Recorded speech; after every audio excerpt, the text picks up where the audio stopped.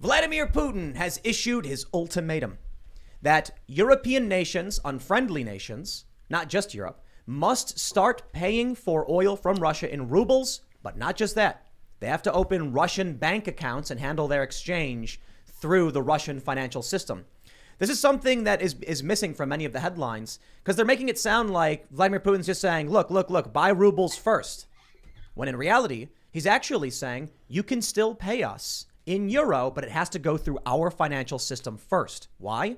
Western sanctions hurting the Russian economy. And this is Vladimir Putin's way of saying we're going to strike back. Not only that, they're pegging the ruble to gold. And instantly, the ruble recovers. So Western sanctions fail. Vladimir Putin now has tremendous leverage over Europe.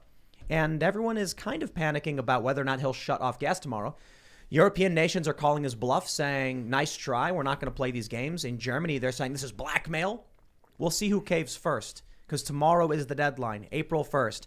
How amazing would it be if tomorrow Vladimir Putin comes out and goes on a public address and he's like, I warned you all I would shut off your gas, and April Fools, everybody! I was just kidding. He's like, it was just a joke. Yeah, I mean, so hold on. You're telling me they've lost. McDonald's isn't marketing there anymore. The big banks left, and they went back to the gold standard. Sounds great. Poor Russia. 1980s called. That's horrible. That's horrible. Poor people. All right, everybody. So we're going to talk about that and a whole bunch of other stuff, I guess. Maxine Waters yelling at homeless people to go home, and they yell back, sad. We don't have homes.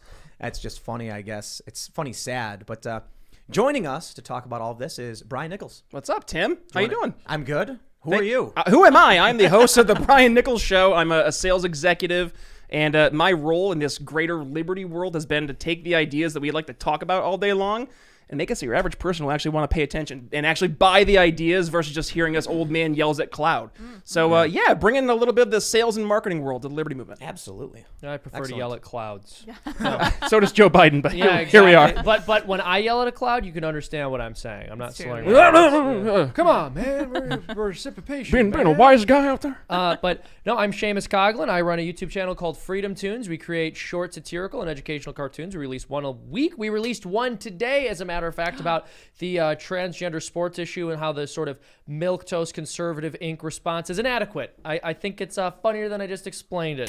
So you guys go check it out. I think you'll enjoy it. I was also yelling at clouds earlier, but with my mind, there was a big thunderstorm coming, and I was like, not tonight. So I went up there and I dispersed the clouds above me. No, you were thinking at I was clouds. thinking I did that, You were thinking at clouds. I was thinking hard. I was thinking very, very articulately. Yes. I want to point out real quick, too, for many of you who don't know, I actually am the voice of Dr. Anthony Fauci on Freedom Tunes. And I've been auditioning for Nancy Pelosi, so I'm really hoping. We're hoping he gets it. It's a good impression. I mean, if you want to do, like the Seamus, let me be on your show. look, if you want to give away your secret sauce, the whole audience is going to be able to do the impression now. You've lost it. Good. Good, yeah. Why not spread it? Hey, you know what? Maybe we got some Nancy Pelosi cartoons coming up. Everyone's going to love my Pelosi, and they're going to say you should. They love it as much as your Fauci. Ooh, I don't know. It's a tough one. The Fauci's good, really yeah. good. Yeah. The Fauci's really good. The Fauci is what keeps the Feels lights too on real, here. honestly. Yeah, It does. exactly. Scary. Yep.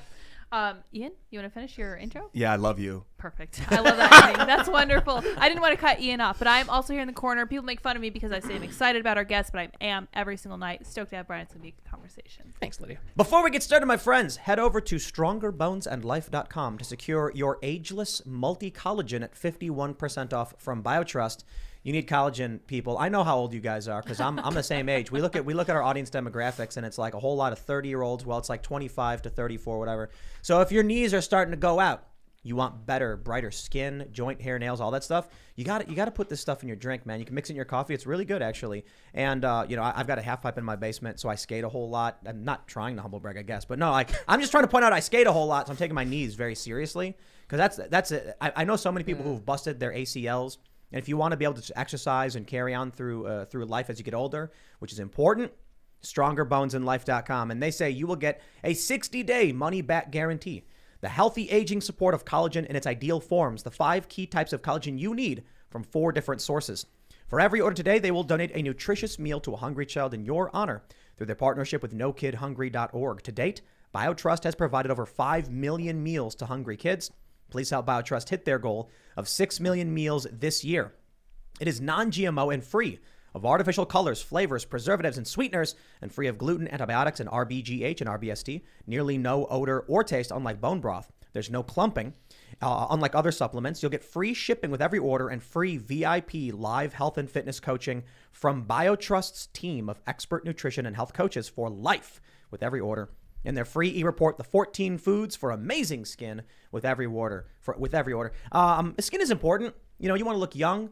Me, I'm all about the knees. You got to keep the knees nice and strong so you can keep jumping off buildings into your old age. At least that's my plan. My dad was in his 70s and started getting cuts that weren't healing. He started taking collagen. He said he's noticed some healing. See, there you go. Don't get lacerations and whatever. So go to strongerbonesandlife.com and shout out BioTrust. Thank you very much. But don't forget, head over to timcast.com, become a member to support our work directly, and you will get access to the exclusive episodes for members only on the website. We have those up Monday through Thursday at 8 p.m. We will have one for you all tonight. And as a member, you are supporting all of our journalists who are reporting the news every single day. It's their job, and they're all very grateful that you keep them gainfully employed. So don't forget to smash that like button, subscribe to this channel, share the show with your friends. Right now, take that URL, post it everywhere, and let's read the big, scary war news.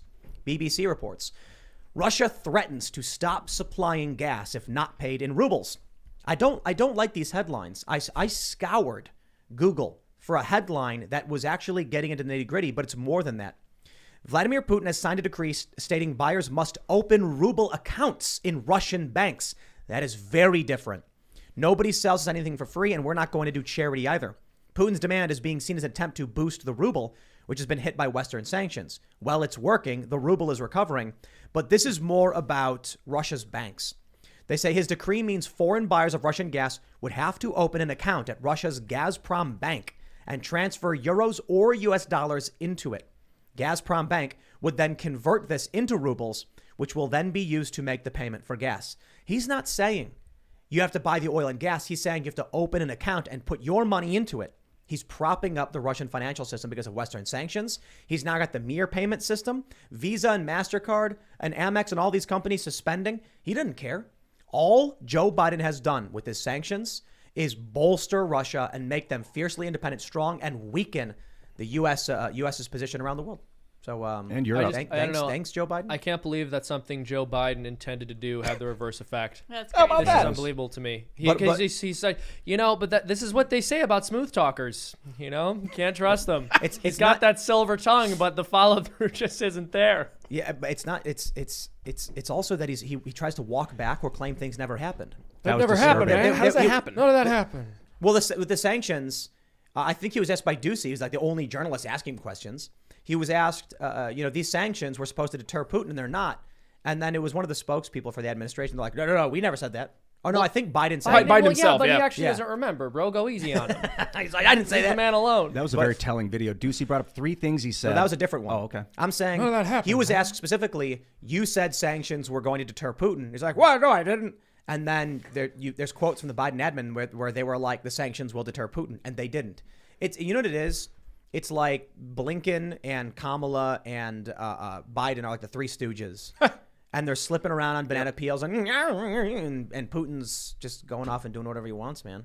You say something once on the internet video, it's there forever. Essentially, I mean, not forever, but I don't think he understands that because he's from an old generation before the internet. Right. Like, remember when Hillary Clinton put on a Southern accent when she was in like Alabama or whatever? Hot sauce.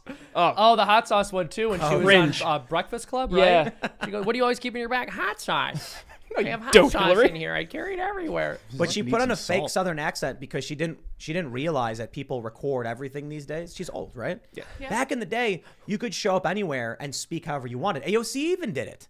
Remember she put on like an urban Latina accent or dialect or whatever, and then she was like, "That's just how I talk." And it's like, we hear you on PBS, we hear you on CNN, like, so you don't talk that way. Right. It's so it's creepy. But you know what? You get it. You're a sales guy, right? Oh, yeah, well, she's trying to reflect the people she's talking to. Yeah, but at the same point in time, there comes a fine line between being your authentic self and being condescending. And I mean, we talk about Joe Biden, Hillary Clinton, AOC, Nancy Pelosi. If there's one thing that they all represent, it's condescension. You know what it is? It's like Saying. It's Yeah. like the upper middle class lady who orders something at a Mexican restaurant in broken English because she like assumes that the my waiter God. won't be Please able to don't, understand Dad. the sentences. Please don't. Yeah, you're like, please stop doing this. Like, they're not even trying to speak Spanish. They're just speaking English poorly, intentionally. It's like, hurts. what are you doing? Yo, Why are you doing senor, this? yo necesito more guac. Yeah, Please. but that's broken Spanish. They will literally do broken. There's like, I want food for plate. Oh my and you're like, gosh. bro, you can just talk normally. Like, they'll understand you. Remember that Yale study that said Yes. white liberals talk down. They dumb down the way they speak to black people, and conservatives don't. That's the crazy. Like, Here's the when thing. you I say don't dumb Democrats down are my racist. speech to anyone because it can't get any It can't dumber. get dumber. It's true. For me personally, but these liberals, Thank you, they're by just the way. so smart they have to condescend down to the rest of us. The CDC is calling me right now. Should I answer it? Oh yeah. This Center for Disease Control. Yeah, it's probably definitely a legitimate call. I'm joking, I would say by it's the way. probably the CDC. Yeah. Should I? It says CDC National Immune. It's, I don't it's think your so. show. I'm They just say. sitting. I'm on it, man. along for the ride. Hold on, I'm gonna try to answer this. Hello, I am live broadcasting right now. Is this the CDC? We're live streaming on the internet.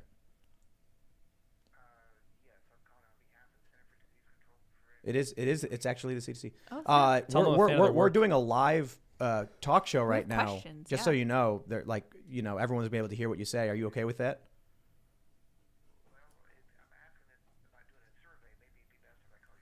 Yeah. Okay. All right. That's probably that would probably be better. Well, let's answer Otherwise, some we've questions. got a lot of people who are watching. All right. Thanks, man. Yeah, call back later. What is Yeah, the it was CDC CDC. doing a survey for? Ooh. You heard that? Yeah. Did Yeah. you like Oh, I our Did you like our vaccine? services the Yeah, last couple yeah. years? It's like, What do you think What did about- you think of the advice that we were Yeah. giving to the public? Scale of 1 to repeatedly? 10. Yeah, How much do you How trust the sa- CDC how- today? How satisfied are Yo. you? with- Yeah, Have your tax dollars been going to the right spot Yeah, lately? maybe not. They've actually been calling me a lot. We so- gotta know Dude, what he and thinks. then if you answer no, you take the survey and you answer that you're not satisfied. They're like, this guy's sick. We got to quarantine this one. Yeah, Like gotta round him up. quarantine this guy. They come out in the hazmat suits like Yeah. they do in China. You jump out the window, they grab you, bring Yeah, you back sounds in. exciting. Yeah. They called me at 3:51. What? I really want to know. They called me. Let's see. 3:51 today. 3:20 today. It's Did they call me important. yesterday? What they were trying to reach you about your vaccine's extended warranty, bro. It was like- That's really weird. I don't think they've called me at all. Did you guys get that here, by the way? Like people going around door to door asking if you got your vax? No. no. That was a No, thing in that's Philly, and it weird. was weird. This guy, That like, is he really comes up to weird. my house, and my wife and I just moved out of Philadelphia, and he knocks on the door. He's like, "Hi, sir. I'm from the city of Philadelphia, and I'm just going around to check out what people are doing during COVID, see if, obviously you had the opportunity to get your vaccine." I'm like, don't really want to answer that question. He goes, "Well, did you get your vaccine?" And I'm like, Ooh. okay. Well, that's Fuck. what they're calling for. 100%. So I got a text message from them. the None of heck? it was a voicemail. It was a voicemail, and what did they say? I thought it was a scam, to be honest. here That's we what I go, thought here we go. somebody messing around. Yeah, they said, I'm calling on behalf of the CDC, conducting a national immunization survey about vaccinations for COVID and other diseases. Please call us back or whatever. And they called me. Well, CDC, if you call me, I just want to let you know it will be live. Yes. And so that's your decision. What up, CDC? I have so many Yeah. questions. Anyway, we were Yeah. talking about what's going on in Europe, and then the CDC called me during the show. I get phone calls periodically during the show. I don't answer them. But with the CDC calls. Oh yeah. You just Well, gotta I, answer I, calls. I thought it was really interesting. 'cause Tim's like, is there a new disease? Did a new variant drop? What's going on? What if it was Omicron Fauci. B6? Yeah, what if it was like, I heard you were doing my voice in these cartoons. I am sending you a cease and desist. I should be the one making those royalties off of my own likeness. Yeah, that's fair. But yeah, I didn't actually think anybody would be able to hear it. But That was awesome. Was you it know, all I human? asked them if they were okay with it. They said Yeah, no. they said no, and you hung so up. It that- happens. That's fine. respectable, I guess. Such is But life. I didn't know what they were calling for, so I thought it'd be interesting. We do a show, we talking about this stuff. But where were we? We're rubles Got a and, guess for and fun. I Russian think the banks part of the reason Talking about why Joe the Biden, how ruble it's backfired, but keep part of the going. reason why the ruble bounded back, not only did they set up on gold, but its value is calculated in relative to the dollar. So if the dollar drops in value, the ruble's going to go up relatively in value. So as the dollar continues to plummet, as it's continued to be printed, you're going to see all of these other currencies going up. That's actually a really good point. Everybody's looking at the ruble going back up, and they're assuming it's all of these things Putin is doing. It could just be all the things Biden is doing, destroying the dollar. Oh, Literally. that's true. Yeah. Biden, the Fed, across the board. It's been a blast. like there's no real. Is there an independent way to measure the value of your currency up against something? Well, when MasterCard, Visa, and all these companies pull out of Russia, and That's another part of it. So it's more difficult. They put them in a corner. They say if you don't, you're gonna, we're gonna buy your oil with euros, but we can shut off your euro accounts at any moment. Like, why would he take that deal? I don't think he's doing anything out of the ordinary. no. I'm not saying I and love it. I'm just saying it's when not you out of the look ordinary. when you look at what the Biden administration has done from a foreign policy standpoint, and we were talking about this beforehand, like it has been one unforced mitigated disaster after another. Yeah. And I think it's just a matter of, and it's sad to say, but I think Putin looks at it as he has to maintain himself long enough to outlast Biden and these failed policies until and we're seeing this right now. Your average person's like, this is not worth it. I mean, maybe, but I also think as soon as Joe Biden got elected, you know how they would do the show The West Wing, where it's like that camera in front of them as they walk, and then it turns the corners. Imagine that with Putin, and then his guy's like, sir, Joe Biden is president. You have 4 years. And then he's like, let's move. And then they start like nailing out all their plans. Like, we're on the clock, people. We got 4 years to get this done. Because as soon as Biden's out, you're going to get a Donald Trump or Ron DeSantis or something. So Putin knows the iron is hot. Now is his chance. It's like the purge for all of our potential foreign adversaries. Like, all right, we have like a small window where we can do whatever we want. You think Putin's Once every 100 years, the U.S. elects a Buchanan or a Biden. You think Biden's going to run again? I hear that he is. I don't know where this came from. Pacific, maybe? What? No. Come on, man. Dude. I walk again. That's Hold what on, I hold know. on. He's gonna have his walker. Oh, he literally run again. No, he's not going to do that again. Joe Biden just comes out holding his How hand. about stem cells or something? Maybe He's gonna PRP. run platelet again. rich plasma. All right. If Joe Biden were to run for president for a second term, it would not be possible. It can't work. The first time around, Joe Biden was calling a lid every week. He was sleeping in his basement or something to that effect. And he could get away with it with COVID.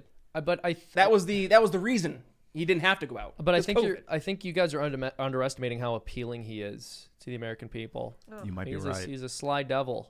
The way he sounds, the way he speaks, The way he sniffs. I get it. I don't know the way he Hair. smells. Yeah, I've never been close to him, close enough to touch his hand. I haven't he smells had like the mung pleasure beans either, or something. but- Just gross. You don't want to be because Ian, I got to be honest. If you were at an event and Joe Biden saw you from behind, Yeah. with your long, You don't need to oh, finish you that got a lot statement. of- I'm okay with where you were headed. you know exactly where I'm going. What's the next story? Oh, what are we? No, this Ian is would be it. like, This is it. think about Ew. graphene. Think about graphene. Think I about might have to think change my about Twitter graphene. profile. I've got Biden smelling me from behind on my Twitter profile page. He's like, it's corn pop. He's back. Think about how funny it would be though. Like Biden would go up behind Ian and then grab his shoulders and go, You're not and who I then thought. but then Ian would be like, yo, I'm a guy, and Biden would be like, I know. Starts Ian feeling would- your long leg hair. Oh, no. Yeah, he's rubbing your legs. Ian would Thanks, astral Joe. project out of his body. Yeah. That would be it. Okay, but in all seriousness, in 2020, there were a lot of excuses about why Biden should have run, why he could win. I didn't buy them, but a lot of people were they really hated Trump. Well, now a lot of people really hate Joe Biden. His approval rating is as low as it's ever been. MSNBC is like, despite the booming economy, people, people don't like Joe Biden. But imagine Joe Biden running again against who? That's why I'm like, honestly, don't give him Trump. Give him DeSantis. Yes, give him Yes. DeSantis. Because like they hated Trump because he was Trump. People dislike or hate Biden because of what his policies have been doing to them directly. And Amen. that right there is the difference. Whereas if you had Ron DeSantis run, you get rid of everything about Trump that people hate. And now instead you can focus on the policies that people loved in Florida and people fled to en masse in Florida because they were trying to get away, like I did from Philadelphia, of the crazy leftist policies. Oh, you're in Florida now? No, I'm over in Indiana. Oh, okay. So you know what? Indiana, You know, good state. I think about it though. Trump should run because we're at the point now where I'm pretty sure enough people are going to look at Biden and Trump and go, I'm not making that same mistake twice. Yeah. And then not only do you get Trump back in office to be the raging bull storming through the ivory tower, but you get to say, I told you so to all of those people who turn around and said, yeah, okay, we made a mistake with that one. See, I look at DeSantis though because whether and like the whole don't say gay bill, which isn't actually a bill that says parental you can't rights. say don't say gay, right? He was smart in the way he put that bill into place because he is making the left now respond in kind to him and say, we want to teach our kids this in school. And your average parent is like, you're teaching what to my K through third grader? No, I don't think so. Whereas Trump would just go out and be like, what's the headline for the day? What can I go after and smash with a hammer? And now we have a chance to put Sounded somebody like like JFK. a little bit, yeah. Now we have a chance to put Ron DeSantis in front where he could have the chance to lead on policy and get the progressive left to answer that. I'd rather have DeSantis, to be completely honest, because of what the latest news that he's calling a special legislative session For the redistricting? No, for for constitutional carry. Oh, okay. Jeez. So Wow. So Ron DeSantis was like, yeah, we're gonna do a special session. Come in, vote on everyone being able to carry guns without permits, and you can just buy and conceal and everything. And it's just like, you didn't have to do that. I already liked you. Yeah. But I like this a lot. So bring that to the federal government. Yep. I'd love to see him be like, as president, one of my agenda items for this is repealing the NFA. Imagine if he came out and he just issued an executive order, a moratorium on ATF action against NFA items. I don't know if you'd go that far, but let's tell him to do it. Yeah, so let's give Or it a I shot. mean, in all honesty, Ron, if you're listening, I mean, the CDC called you. Anything's possible. Yeah, Maybe he's going really. to give us a buzz. somebody said I should have answered the phone as Dr. Fauci. Am I needed again? Missed I'll be there. Do you know who this is, Tony? Are you wearing? right now. Are you wearing your masks? My My concern with DeSantis is that the media's started their smear campaign against him now with this "Don't Say Gay" crap. But it's not that they haven't done it with Trump, so it's like not any worse. But they tried to do it with him during COVID too, and it failed. Like they really tried to make DeSantis look like he had 4 heads, he was going to kill grandma, and that the state was going to burn into flames, and yet.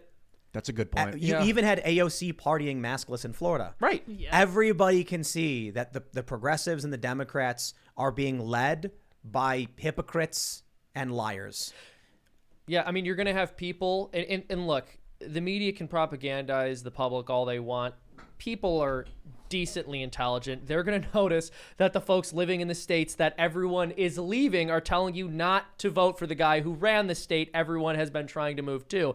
And to your point, Brian, to Ian's point, but bouncing off what Brian said a moment ago, you're correct that the media started a smear campaign against them with the parental rights and education bill, but all they did was make themselves look really bad. Especially at the Oscars. That was really obnoxious. They brilliant play from the Republicans on this one. The parental rights and education bill says no secret conversations, no withholding medical information, and no specific sex ed kind of talk for kindergarten to 3rd grade. The initial bill on the website said pre-K, but the bill itself says kindergarten, so there's a bit of a confusion there. We were saying pre-K for a while. I checked the actual language of the bill, it says kindergarten, so that's a correction, but also the Florida.gov website does say pre-K, so I don't know where that split is coming from. But imagine now, you look at the tweets, like David Hogg tweeted this, where he was like, here's a quote from the bill. Sounds like "don't say gay" to me. And I'm just like, but that quote you posted also prohibits straight discussions as well. And I'm just like, I don't understand why these people are so hell-bent on having sex conversations with children. Yeah, "Don't Say Sex" would be a better name. Well, for it's it. such a weird thing to look for in a bill, too. You hear there's a parental rights bill. They're like, but is this going to make it more difficult to have conversations with children in secret about gay sex? Like, we need to make sure that that's not the case. Otherwise, it's just a massive violation of our rights. But the crazy part is, it's not about gay. It's about literally anything. Yes, exactly. So Not like, control. you can't go in Florida to a classroom and be like, mommies and daddies love each other and get married. Nope, you can't do that. This bill prevents that. And the people who supported it, most people support it because they're like, yeah, that makes sense. That's big to me, though. When you see the polling showing that it's like, 60 some odd % supported the parental rights and education bill. With the horrendous framing that we examined. It means people are starting to break through the lies, which is kind of why I'd love to see a Trump-Biden rematch. DeSantis, I think, is better in a lot of ways, to be completely honest. Way better. But he is. I mean, he's younger. He's more in. I think he's more in tune. This constitutional carry thing, that's just so fantastic. But what he's doing with Florida is just wonderful, and people are chatting, being like, "Don't take him away from us in Florida." Yeah, but that's At least actually a there's that really safe interesting. No, that's a really interesting. Trump can be conversation. governor of Florida.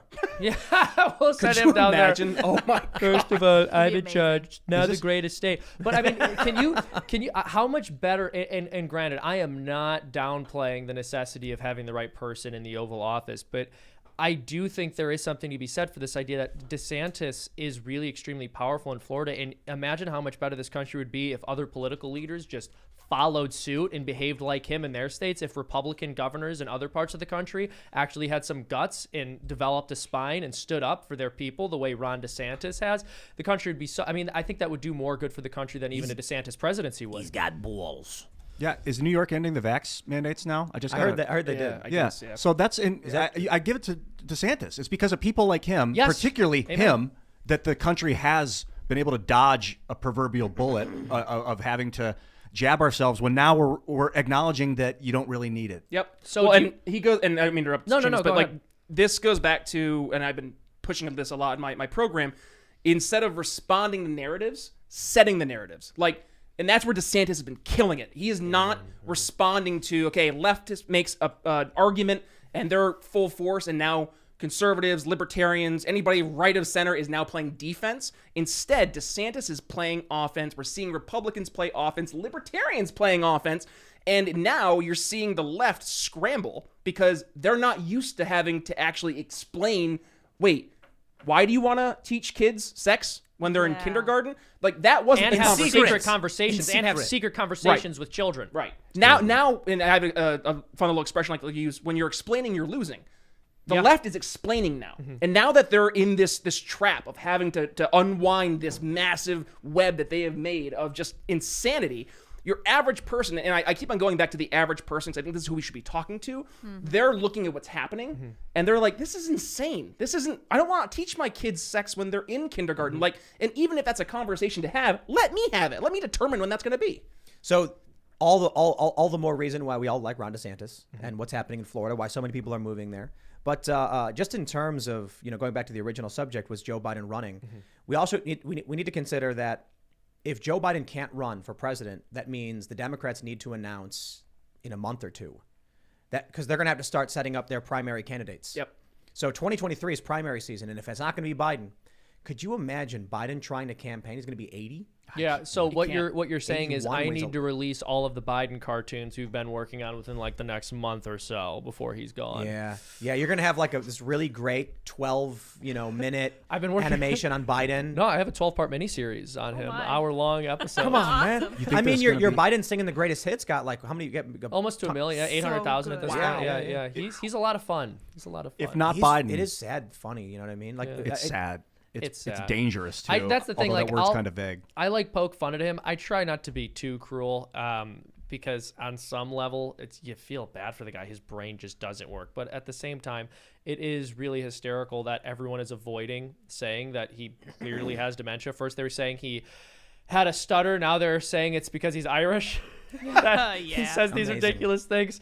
I mean, he called that's for regime change in hysterical. Russia because he's Irish, and Because so he's he Irish. understands empathy. And I'm like, is that like a genetic Irish thing? Send the IRA Love- in, man. I don't have I got a brand new shiny helmet and a pair of kinky None of boots. that. No, I didn't say that. I don't have the same kind of sympathy for this guy because if you get behind the wheel of a car, for instance, and you're blind and you end up killing someone, I have no sympathy I hear for you, bro. I agree with you on that, but I almost think he's to the point where someone else had to have put him there. I just don't know that he's competent enough to have made the decision to place himself in that position. It's I like don't you No. have somebody in the back seat of the hear car. you. They're like, they got Joe Biden in the front seat. They're like, all right, there's a turn up here to the left.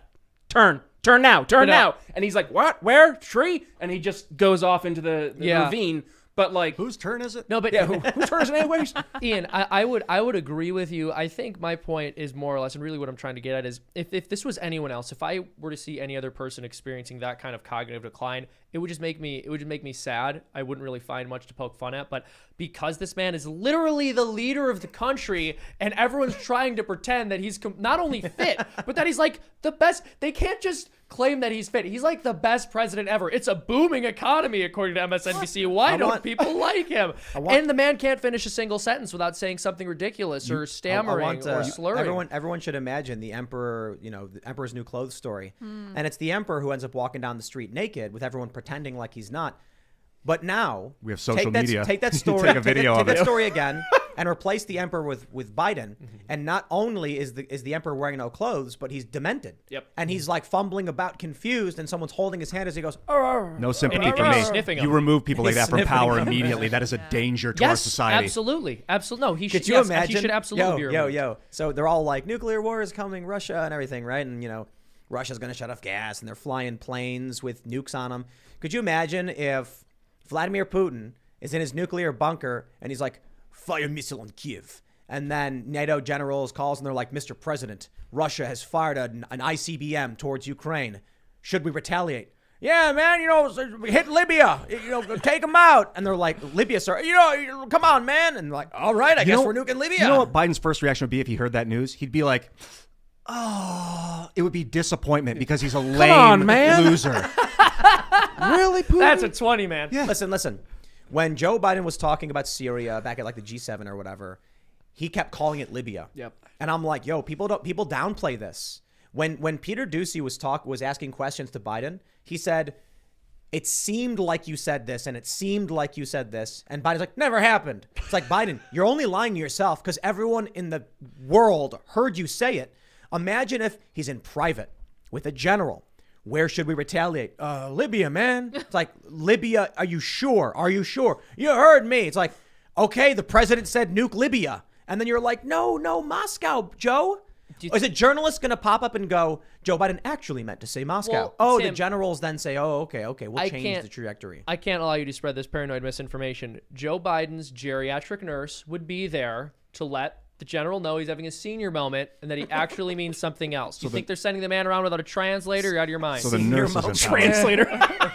Yo, I know some old, Trump is old and he is spry. Yeah, it's true. The thing about Trump is he wouldn't accidentally tell you to nuke the wrong place. No. He'd tell you to hit Moscow kind of early. He'd be like, I don't want to deal with it. If he's going to nuke it, hit him first. They went into Ukraine. Done it before he invaded. He'd be like, just in case. Yeah. No, I don't think Trump would have actually nuked Moscow. No. I'm kidding. But there's that uncertainty. Like even Trump was saying 5-10%. You don't, this guy's kind of crazy. It's like, if I'm honest, a 10% might have done it. Like I might have nuked him. He's like, I was thinking, I was thinking about it. I really was. I wouldn't be surprised if he was. Or he just knows how to do the big ask, and he goes to Xi and he goes to Putin and says, do it and I'll nuke you. And Joe Biden can only just say, come on, man. Come on. Or no, you don't got a soul. Is what he claims. He looked Putin in the eye and he told that bully, you don't have a soul. As if Vladimir Putin is just this really introspective guy who was like, well, if Joe Biden doesn't think I have soul, perhaps I'm doing something wrong. This is a good cartoon you could make, though, where like in Biden's mind, he's like ripped and he like walks up to Putin and he's like, listen here, chum. You ain't got no soul, no malarkey. And Putin's like, oh, please, Mr. Biden, please. And then like in reality, he's like, hey, soul man. And then Putin's on the horse. He called me a soul man? He's like, I'm a soul man. That's the thing. Putin, but it's like, so what, he told him he's mean? You told the foreign leader he's mean? Thank you, Joe. This is why they claim we push Russian propaganda, because we're sitting here making fun of our president, acting like Putin is not, But then he shouldn't act like an idiot. Maybe if our president didn't have dementia, we would be making fun of Putin instead. And we made fun of Trump, too, when Trump was trying to be fun of. Yeah, exactly. I mean, frankly, I thought maybe today I will hit the button. I don't know. We'll think about it. It's just a thought. I didn't say I would do it.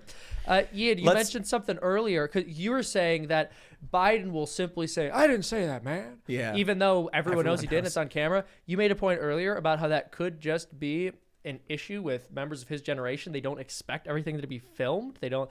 I mean, I find with most public personalities under the age of 40, when someone calls them out for something they said, they're usually embarrassed about it, or they start to offer an explanation. They won't say, I never said that. Yeah, if I truly think you're onto something didn't know that I said, if someone said, you said something, and I'm like, no, I don't think so. And they're like, yes, you did. I'd be like, okay, show me the footage so I can verify that you're right here. And I would eat it. You'd have to. What are you going to do? I'm not going to lie to people. Yeah, but it's not. It's just that Joe Biden. You'd show Joe Biden the video, and he'd be like, "What am I looking at?" And he'd be trying to like look at it and everything, and then he'd be like, "Joe, this is you saying you would use chemical weapons." And he goes, "What? No, I never said that." That's not me. He's gonna go, no, man, that's a deep pancake, man. That's one of them. They put your face on it. A deep cake. A deep cake, man. I didn't say that. I'm still gonna make fun of Joe Biden after he's president too. That's for sure. Well, no, I mean, maybe it'll be less relevant. The left ripped on Reagan for decades after he left office, and I remember this joke. They said it over and over again. Oh, how hilarious, how stupid that the Republicans had a president who was experiencing cognitive decline. It's like, well, you guys chose. Yeah, exactly. It's like, well, you guys. That was towards the end of his presidency. You guys chose Joe Biden knowing he was demented. He wasn't president of that. Like, there was an out, and you still picked him. Oh, that was weird. Man, that's how. Have you guys see the story that the Army is reducing its enlistment expectations? Yes. Yeah. Because I guess the commercial about having two moms didn't work. Yeah, exactly. Well, actually, let me see if I can find it. So, but anyway, my point is kind of wrapping up the Joe Biden thing. I forgot where I was going with it because now I want to talk about I heard that it's because of the botched Afghanistan surrender. Let's call it a surrender because that's what it was. We surrendered all $800 billion worth of equipment to the enemy. Amen. And hastily left a bunch of people there. That's the reason people are not signing up for the military now because they don't trust it. Well, and did you notice that's when things really changed? Like the tenor on Biden just like 180. I don't know if it was the Afghanistan withdrawal or the fact that we left was $80 billion worth of supplies. I thought it was 800. Was it 80? Let me pull the story at this point. We got the story here from Breitbart. Army reducing its numbers in face of recruiting difficulties. They say the Army this week admitted it was having problems recruiting and announced an unprecedented reduction in its number size that would shrink the active duty Army to its smallest size since World War II. Wow, that's great. Time. Apparently, you've got retired Army Lieutenant General Thomas Spower saying the Army has not faced such recruiting headwinds in the last 30 years. I am unaware of a situation where the Army has cut its end strength in response to a negative recruiting outlook. Vladimir Putin just drafted 134,500 people, and the U.S. is drawing down its numbers, being like, nobody wants to enlist.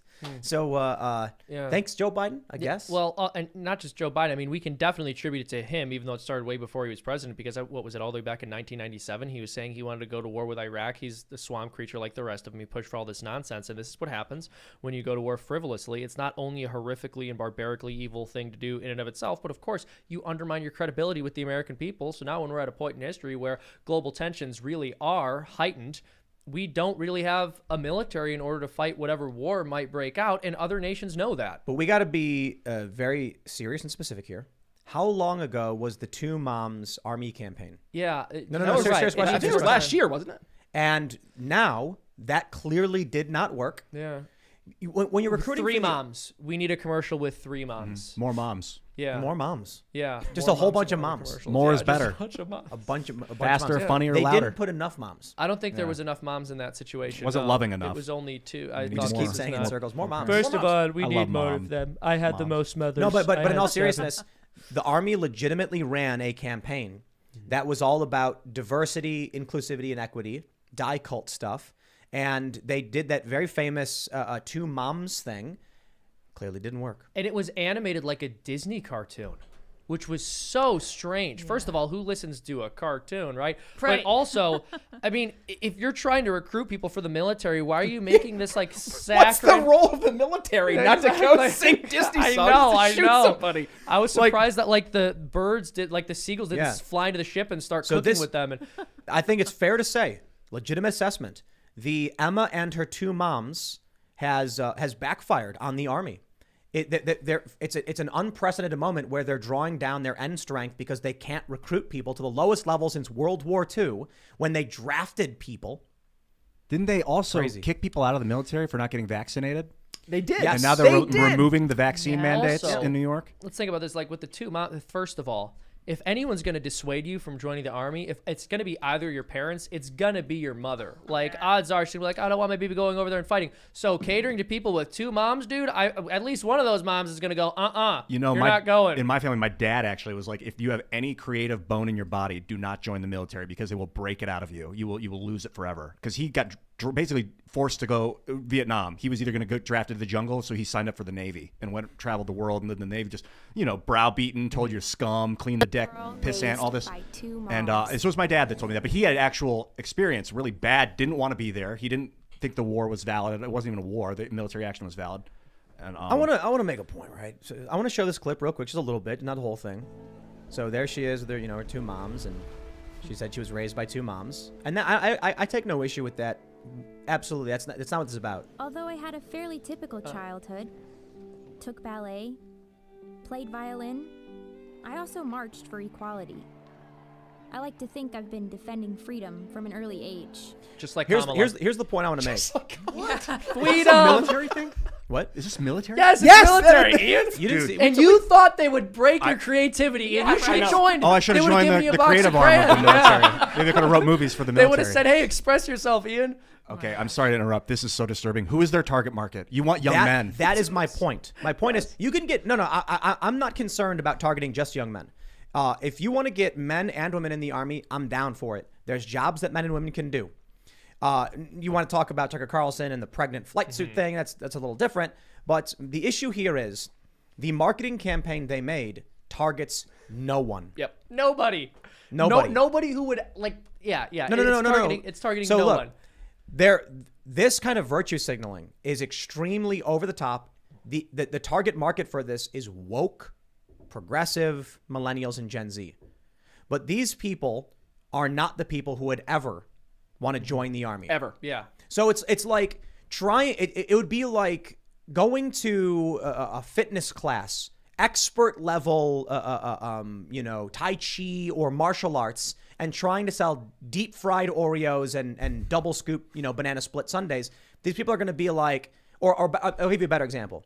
Going to the Olympics during training season and being like, here's a cart full of deep fried ice cream. Well, they give them Gatorade, which has all sorts of food coloring in it, so they really don't care at that point. Come Like, on, what are you doing to your come on. athletes at that You point? can't equate Gatorade with, It's similar to fried ice like cream. why are you selling food coloring to your athletes? Okay, Like, okay. I disrupts don't the know. endocrine It's a system. little different, Or though, no, bro. I hear you. Yeah, Gatorade's not great. it's similar to the fried think, food like thing. That's my deep point. fried Twinkies are Way worse. probably worse. Way worse. Yeah. And so the point is that the Army made a commercial that probably insulted their target demographic. Yes. Not because people who join the Army are going to see this and be like, oh, I'm so offended at two moms, but more so they were like, do you think this is this represents us in any way? Well, and this goes back to the point we made earlier, right? So when you look at who is the Democratic Party speaking to right now in their head, but now I would say that they actually did have a target market for this. It was exactly who this looks like it was for. Your to your point, millennial, Gen Z, rich, progressive, elitist, and that is who has become in their mind the Democratic approach for target market. But that's not really who your average Democratic voter is. I mean, if I'm out in Indiana, right, and I talk to a Democrat, they are much more likely to be a New York Republican than they are a AOC Democrat. But you said something that I think hits this as well. Wealthy. The people who believe these views, the progressive sect of this country, are well off, middle to upper middle class, upper class, suburbanite types. Yep. They're the ones who push this. Do you think that you are going to recruit this 24-year-old progressive woman? No, they're going to be like, this ad is so dumb because America is totally racist. Yeah. The Yeah, no, people who exactly. hate you are not going to come work for you under contract. Exactly. You need the people who are like, America, yeah. Yeah, you want to target it to kids that are bullied and stuff like that. I mean, I'm not. No, wait, I'm not wait, advocating. what? I'm not No, advocating what for. are you talking about? I'm not advocating for propaganda, but if the military wants to recruit people through propaganda, you want to target young men that feel disillusioned No. and that they've been victimized. No, you don't. Yeah, I mean that's If what I you- would have done. So here's why drafting doesn't work. You can't send people who have been drafted to go do very serious things on your behalf because they don't like you. Yeah. Finding people who are bullied, that's a terrible way to approach people. Well, I mean, No, let's no, be no. realistic. What you want is people who are looking for purpose and people Yeah. who are driven. You want to approach them and say, your mission awaits. There are people who need you. it's what Or go Putin get was doing go with get his- the bad guy kind of. I think that's part of it. No, too. That's what Putin's doing with his military. That's why they've seen an uptick, is because he's got the ability to lead with a purpose versus the propaganda. Well, yeah, because Putin's able to tell his people, if we don't win this war, McDonald's will not come back. We're like, well, we better go fight. Whatever you say, boss. Yeah, imagine, I kind of feel like this is what the American marketing department thinks. They're like, millennials like Disney. Let's know. make an ad to recruit them like a Disney movie. It's Let's like, make no, you a don't movie. understand. And Millennials Vladimir- liking Disney means they're not going to join. Right. It's the craziest thing. There are these videos.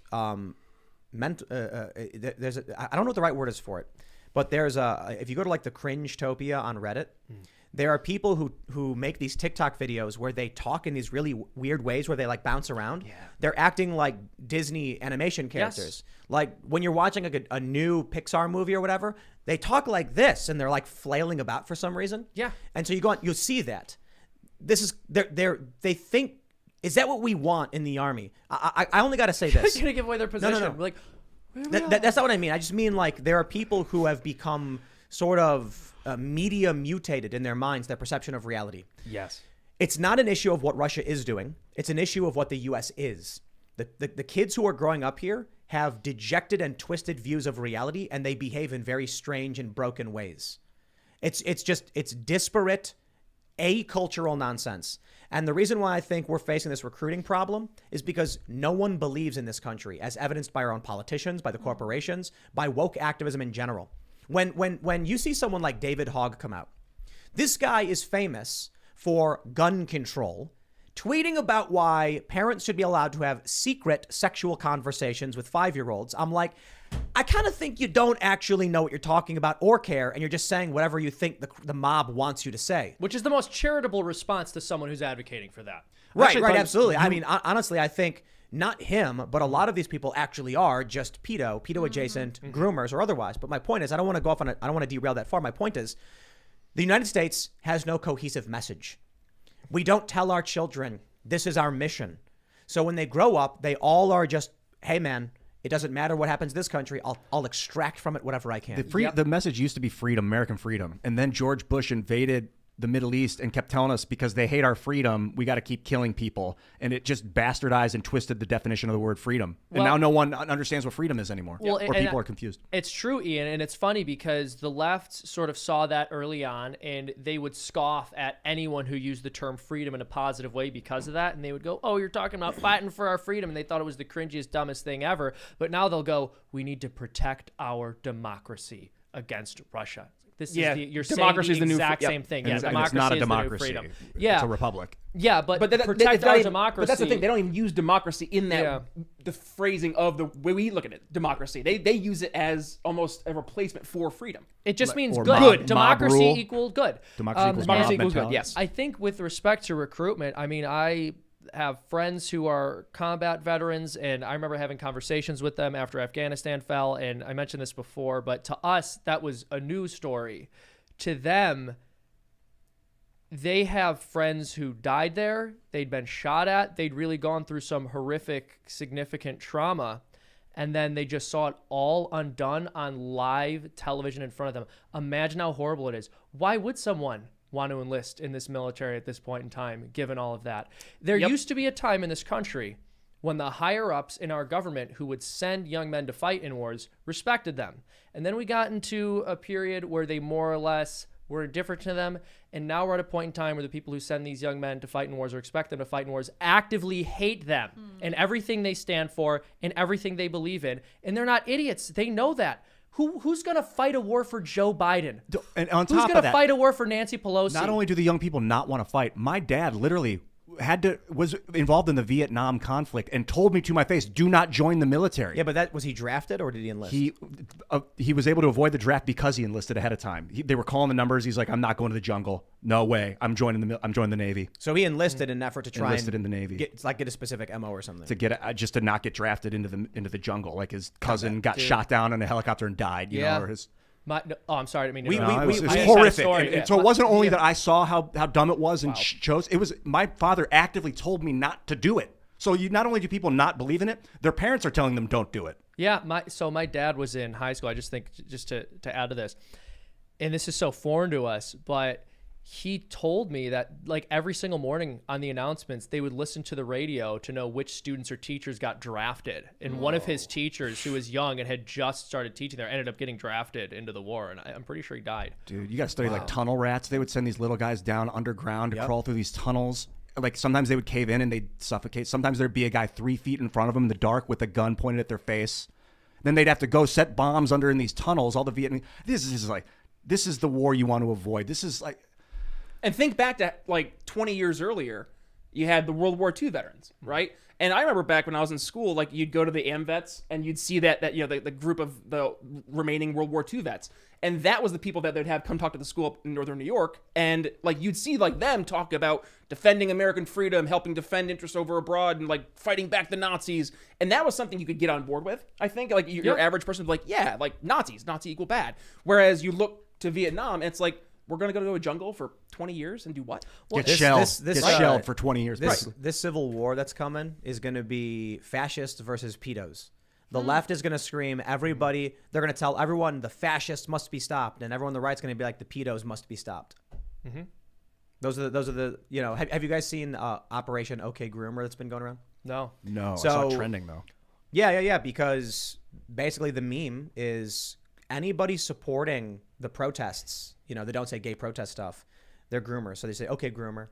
And it's really triggering a lot of these people on the left. But I bring this up not to derail the conversation in this direction, but to point out, there used to be an American message, the Red Scare, the Soviets, the expansion.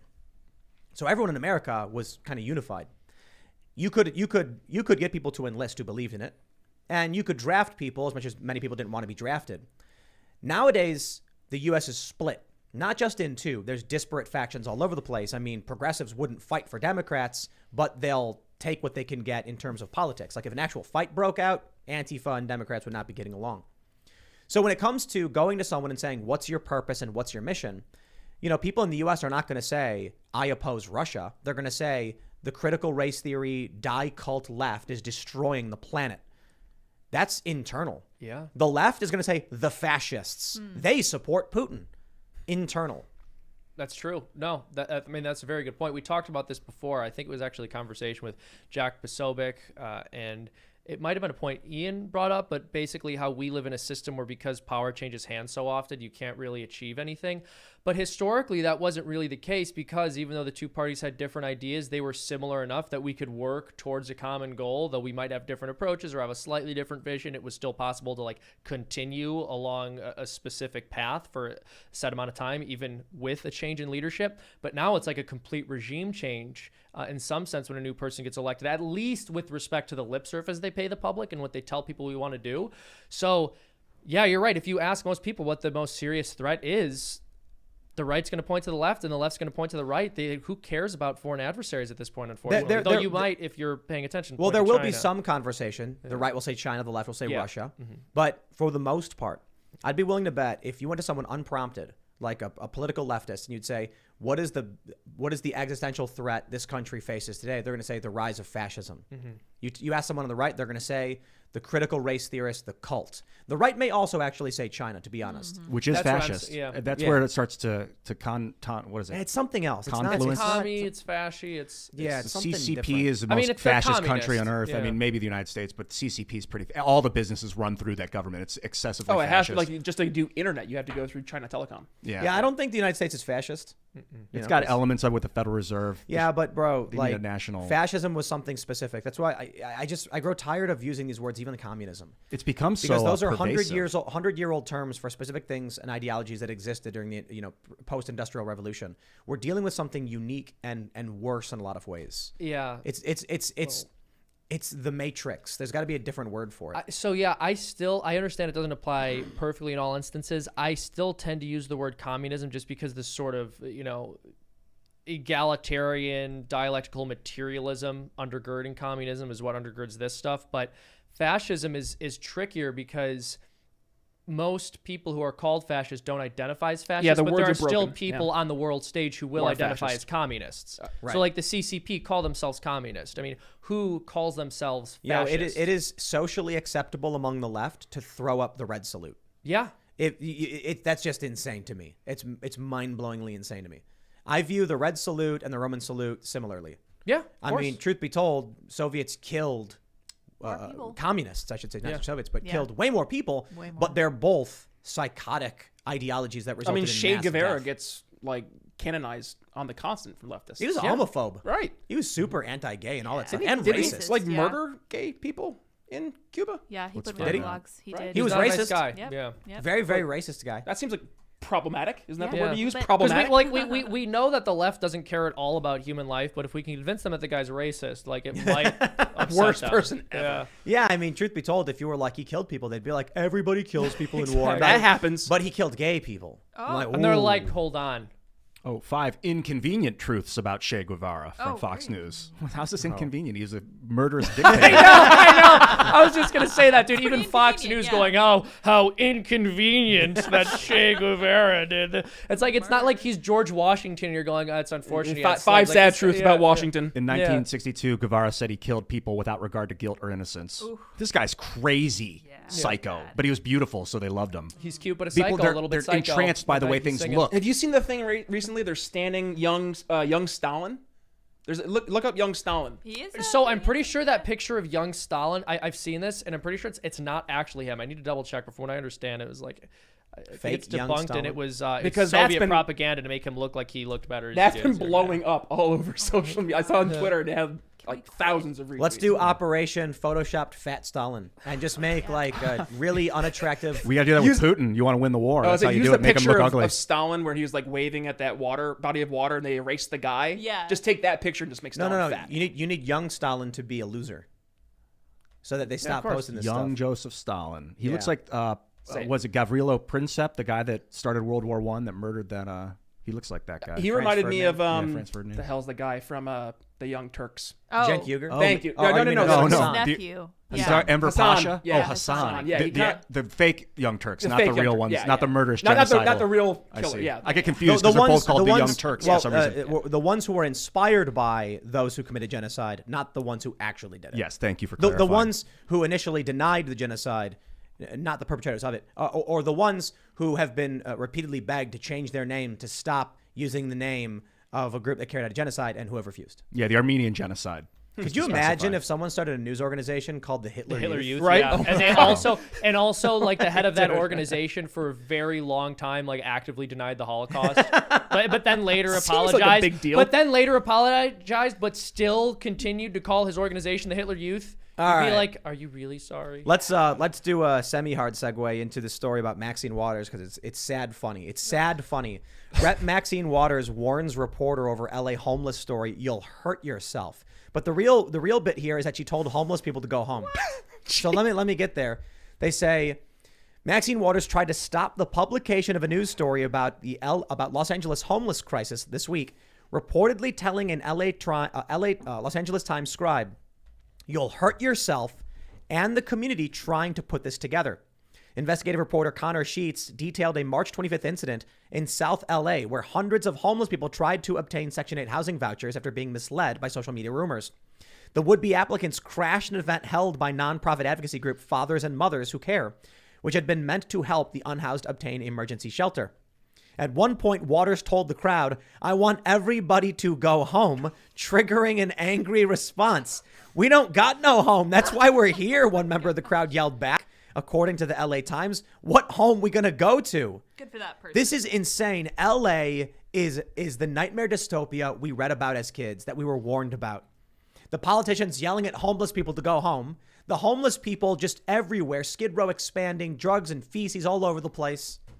California is a wasteland. Man. Tomorrow, Snopes is going to be like, well, technically, she didn't say which home they should go to. So The it wasn't- underpass does count. Exactly. Seamus. Yeah. Yeah, she meant their tent. She know what I love? She could have been referring to someone else's house. Here's what I love. I love it when these leftists post photos from like the mountains of California, and they'll say things like, "Those conservatives, smack talking California. This is what it's really like." If you got money. Right, exactly. It's like you go to the Palisades and you're looking at the PCH, the Pacific Coast Highway, and you're like, "Look how beautiful this place is." Sure, just like in Elysium, That's- the French-speaking yes. people in their Yes. space station. I'm sure they're looking around, being like, "What's wrong with our country? Everything's beautiful here, where rich people live." It's like being a multimillionaire receiving experimental treatment for your disease and being like, people claim that our healthcare system isn't good. Like, check this out. Yeah. It's just imagine it's the Hunger Games, man.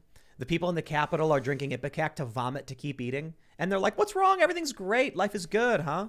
It's like, people are like living in their own waste and taking dumps in the street. I guess a nice piece of news out of this is Michael Schellenberger, who's been on the show before, is running for governor, California governor, he? and Yeah. he's focused heavily on the homeless population Good. and helping clean it up. Yeah, but look, as much as I can appreciate it, if somebody wanted to become mayor of a garbage dump, I'm gonna be like, "Bro, good luck, I guess." Yeah, because exactly. he was on Rogan a couple of days ago, and he said, Rogan's like, "What? Just focus on LA first," and he's like, "LA is like too far gone to start on." We can't. He didn't. I don't know if he said too far gone, but he's like, be "We'll funny- start small, and then No, if no. we can succeed, then we'll go to LA." It would be. What if he went on Rogan and he was like, "Well, actually, my plan is to segment LA and San Francisco and push them into the Pacific, and then instantly the Yes. collective poverty and problems and everything that's wrong, the corruption, will drop dramatically in California." So just It's like a blood transfusion, no, it's like it's like but with people instead of blood. lopping off the malignancy. Yeah, exactly. We can also build islands. I also, it's so rich too because it's the people from California who have these really big, great, creative ideas about how we can fix the rest of the country, even though nowhere is really quite as bad as California. I think is it's right too now. big. And well, it's also funny because they're constantly complaining about Florida. They're constantly complaining about what goes on in Florida while their state is falling apart. It's like, well, I don't know. DeSantis has not indicated any ambitions to try to change how things are done in California. I'm pretty sure he's just going to let that dumpster fire burn. We joke about California kicking off LA, but what if Ron DeSantis was like, "We're going to separate Florida from the rest of this country, only by a few hundred feet, so that Florida is sovereign and protected, and we don't got to worry." A moat around the Right. entire Well, state a of wall, Yeah, be like Full a of gators, moat, dude. Full of Yeah. gators. hungry alligators, electric eels. And he can sell it Piranhas. as like an alligator sanctuary Oh, yeah. project. Yeah. Please don't feed the alligators all in Don't caps. do it. Yeah. He's He's done like, more to conserve. It would please don't Feed the alligators. all in caps. Yeah. And then you got to have a wall with a moat, with another wall, with another moat, with another wall. So if you go off the wall, you just fall into the moat. Yeah. So this is what's funny because they actually claimed Trump Yes. proposed a moat with full of alligators, which he clearly didn't do. It's just the funniest. You know what's an even dumber border security idea? Telling them all that they can get free healthcare if they come here, and like having our politicians argue that we should be giving free services to everyone who crosses the border. Look at this story with Maxine Waters. A bunch of homeless people were told you could show up, and then Maxine Waters just yells at him, tells him to go home. So she's so connected, I guess, from humanity. She yelled at him. She said, "Excuse me, there's nobody in Washington who works for their people any effing harder than I do. I don't want to hear this. What? No, no, no." Here's the thing, Maxine. When you're surrounded by homeless people and you yell at them to go home, and then when they get mad, you say, "Hey, nobody fights harder than me." It's like, she's like, "Do you know how hard I have it? yeah, right. Do you know how difficult my life is?" I was just seeing. Did you guys see the California is going to start paying everyone $400 rebate tax? Well, it's about gas time. Tax they're thinking about it. I mean, talk about it. Just this is another throwing money at the brilliant Band-Aid. idea. It's about time California spent some I'm money. so concerned for that Doesn't have- state. I do think it's too big, and like the Northern California is way different. It's like redwoods and tree. Well, maybe not. I think there are redwoods in NorCal. I haven't been up that far in California, but it's like lush. Down south, it's a desert. They're two Right. completely different environments. It Yeah. might Cut be in worth half. it. It's true. Might be worth State it. of Jefferson or whatever, you know. It's a proposal, yeah. New York State, all these bigger states with the majority blue, they're looking to do that. Let's put all cities in bubbles, and their Yes. jurisdiction extends within their city and nothing else. So, yeah, That'd just make a lot it's of a city problems go away. state. That's very. If you know what's really funny, economic forum. yeah, we should abolish states and go county only. Yeah, so everything should be done by county, Yeah. because then you'd see how quickly the progressive agenda evaporates. They have highly dense populations of people who are stacked on top of each other in concrete jungles that smell like sour milk, and they all share this similar ideology. And then you look at rural areas, and it's disparate ideologies, differing views in different areas because people are more spread out. Yeah, in the city, you smell fumes, carbon monoxide and stuff. You're constantly breathing it in. So no wonder they want a carbon tax and reduce emissions. Because that's what. Well, Ian, I mean, breathing in those toxins, it leads to really good ideas. It leads to you having Right. really Look, good ideas. this is the problem with, in my opinion, the majority of Democrats. When I come out to the middle of nowhere and I see like a pig farmer, he's like, "Look, I don't care what you do in the cities, whatever. I raise pigs. My pigs stink. Don't come out here if you don't like the pig stink." And I'm like, I get it. I won't. The city people do two things. They say, "We live in a city.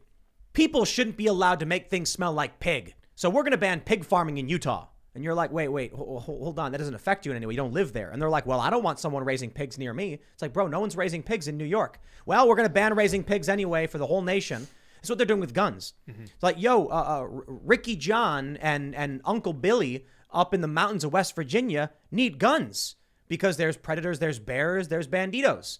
And you're like, "I'm in New York. I have police. Ban guns for everyone."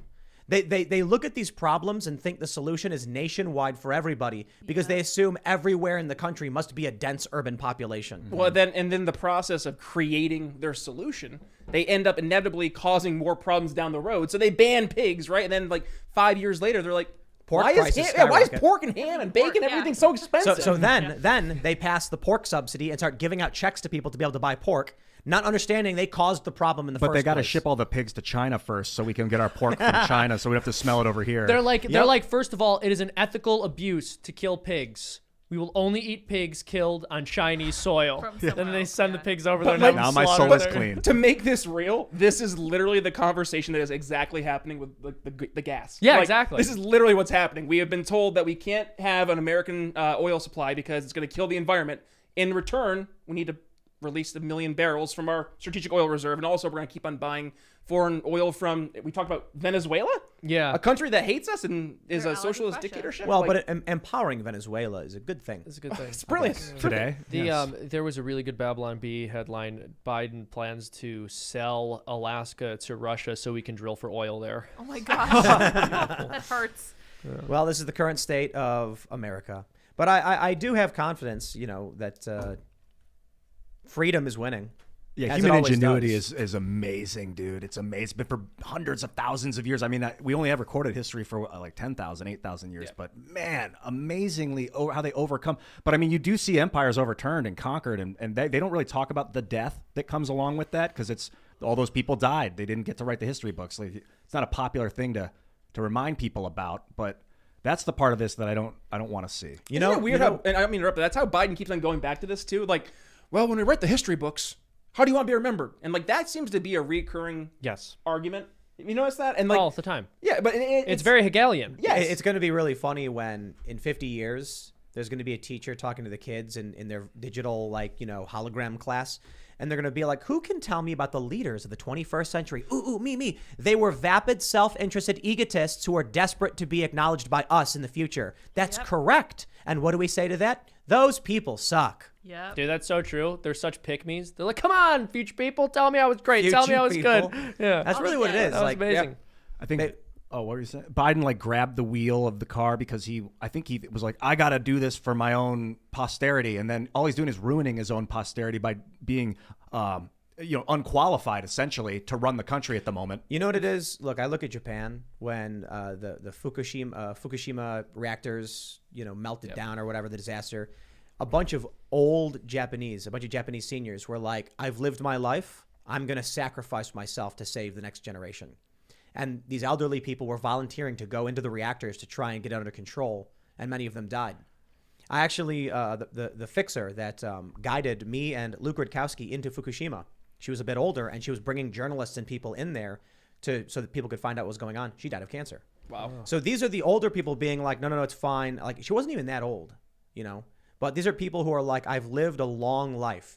I'm going to do what I can now because if I die, the younger generation will survive. They used to have to I look at what's going out in the United States and in Europe, and it's the opposite. Exact It's opposite. old people being like, children should be restricted and put in plastic boxes so that I'm not inconvenienced. It used to Should be be vaxxed if they're under the age of 5. Like keep grandma safe. There was a Triple kingdom vaxxed. of heaven. Like it used to be that you believed that if you died doing something righteous, that you'd be rewarded. And they told us that because they probably wanted people to live like that because it benefits society if the old people will sacrifice themselves for the young people. It's very natural. No, I think it was an emergent phenomenon. I don't think there's people who believe that religion was like powerful leaders who were like, I must trick the people into believing there's heaven. No, I think people genuinely believed that. Like, yeah, because you get the DMT rush at the end of life where they're like, I see the light at the end of the tunnel. But look, it's actually really simple. Outside of any theological argument or anything like that, if you take two groups of people, one believes in being righteous and honorable, and the other doesn't, which one is more likely to survive? That's a good point. Catastrophe. Because in Japan, I don't know that they're necessarily Christian. Were they? Did they do this? There's some sort of honor code, apparently. It's a very honorific culture. Well, that's I mean, they used to commit suicide. Like, I'm not going to pretend to be a historian on Japan, but people understand the memes about seppuku. Yeah, seppuku. And the idea was if you failed or if you were dishonorable or something, you'd take your own life. Now, I think that's kind of horrifying, but imagine what happens then. If you have a group of scoundrels who are out for each other and are warring with each other, and you have a group of people who are like, I'm going to sacrifice myself for the greater good, which one survives in the long term? Well, this goes back to the point we brought up earlier about education. That's why there's such an intense approach right now on the left to control what is and is not taught in government schools. And it's because you see the kids who are raised by their parents who have more of the religious backings, they're getting taught this at home. The idea that there is something beyond you in this present. There is a future that you're building for that you're not even going to see one day. Whereas if the left can take that and get rid of that in the government schools at a young age, then they're basically undoing the work that the parents have invested. And it's setting up to your point, the worldview that goes into that instant gratification without thinking of the posterity. What comes next? I feel like the Democrat side, it's obviously not literally every person, but it's the overwhelming majority, are the people who are like, I hope future people like me. That's why they always say, you're on the wrong side of history. Mm-hmm. It's like, I'm not motivated by what future people think. Imagine being someone in China in the early 1900s. Yeah, you were on the wrong side of history opposing the murderous regime of Mao and the Gang of Four or whatever. But today, you're now on the right side of history, or at least to us. I'm sure in communist China, they still don't like those who resisted. They don't like the government of Taiwan, the actual government of China. But that's the point. I don't care what you think the right side of history is. Yeah. If these die cultists end up taking over, and it gets bad to the point where horrific things are happening in this country, and I end up leaving, I'm not going to be going around being like, I guess I was on the wrong side of history. I'm going to be like, my country was taken over by psychopaths. Mm-hmm. Yeah, exactly. Like, oh man, I wish I would have been on the right side of that one, because like just because you lost doesn't mean you're on the wrong side. But listen to realize how they think then. Yeah. There are legitimately there are Democrat activists who thought it's not right, but it will win. That's why they decided to opt to supporting die cultism. Well, I just want to say, if I were teleported to the future and everyone was transgender and it was a communist country where children didn't pick their identity until they were 12 years old, I would just make fun of them. I would hope they didn't like me. I would hope they didn't consider me on the right side of history. Or just go back in time and say, we got to fight for what we believe in. Yeah, but I guess my point is there's actually an arrogance to saying I want to be on the right side of history, not just in the sense that you are presuming that you would be for doing what you're aiming to do, but also you're judging all of the past and saying, well, if we as modern people liked what you did, then you were one of the good guys. So my aspiration should be to have future people judge me well. Yep. Well, who says moral erosion doesn't occur in some areas? Right.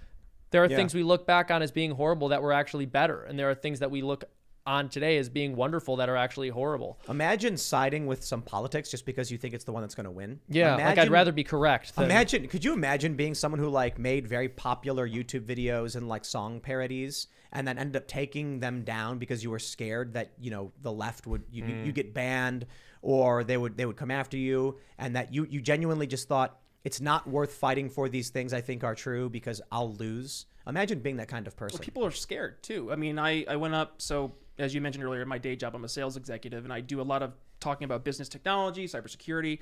And I went up to Wisconsin. I was talking at a small business owners conference, and we were just talking about cybersecurity stuff. And at the very end of the Q&A, this guy comes up and he's standing there, and he goes, "Brian, you're very political, and yet you also do a lot in the private sector. How do you bridge the two worlds?"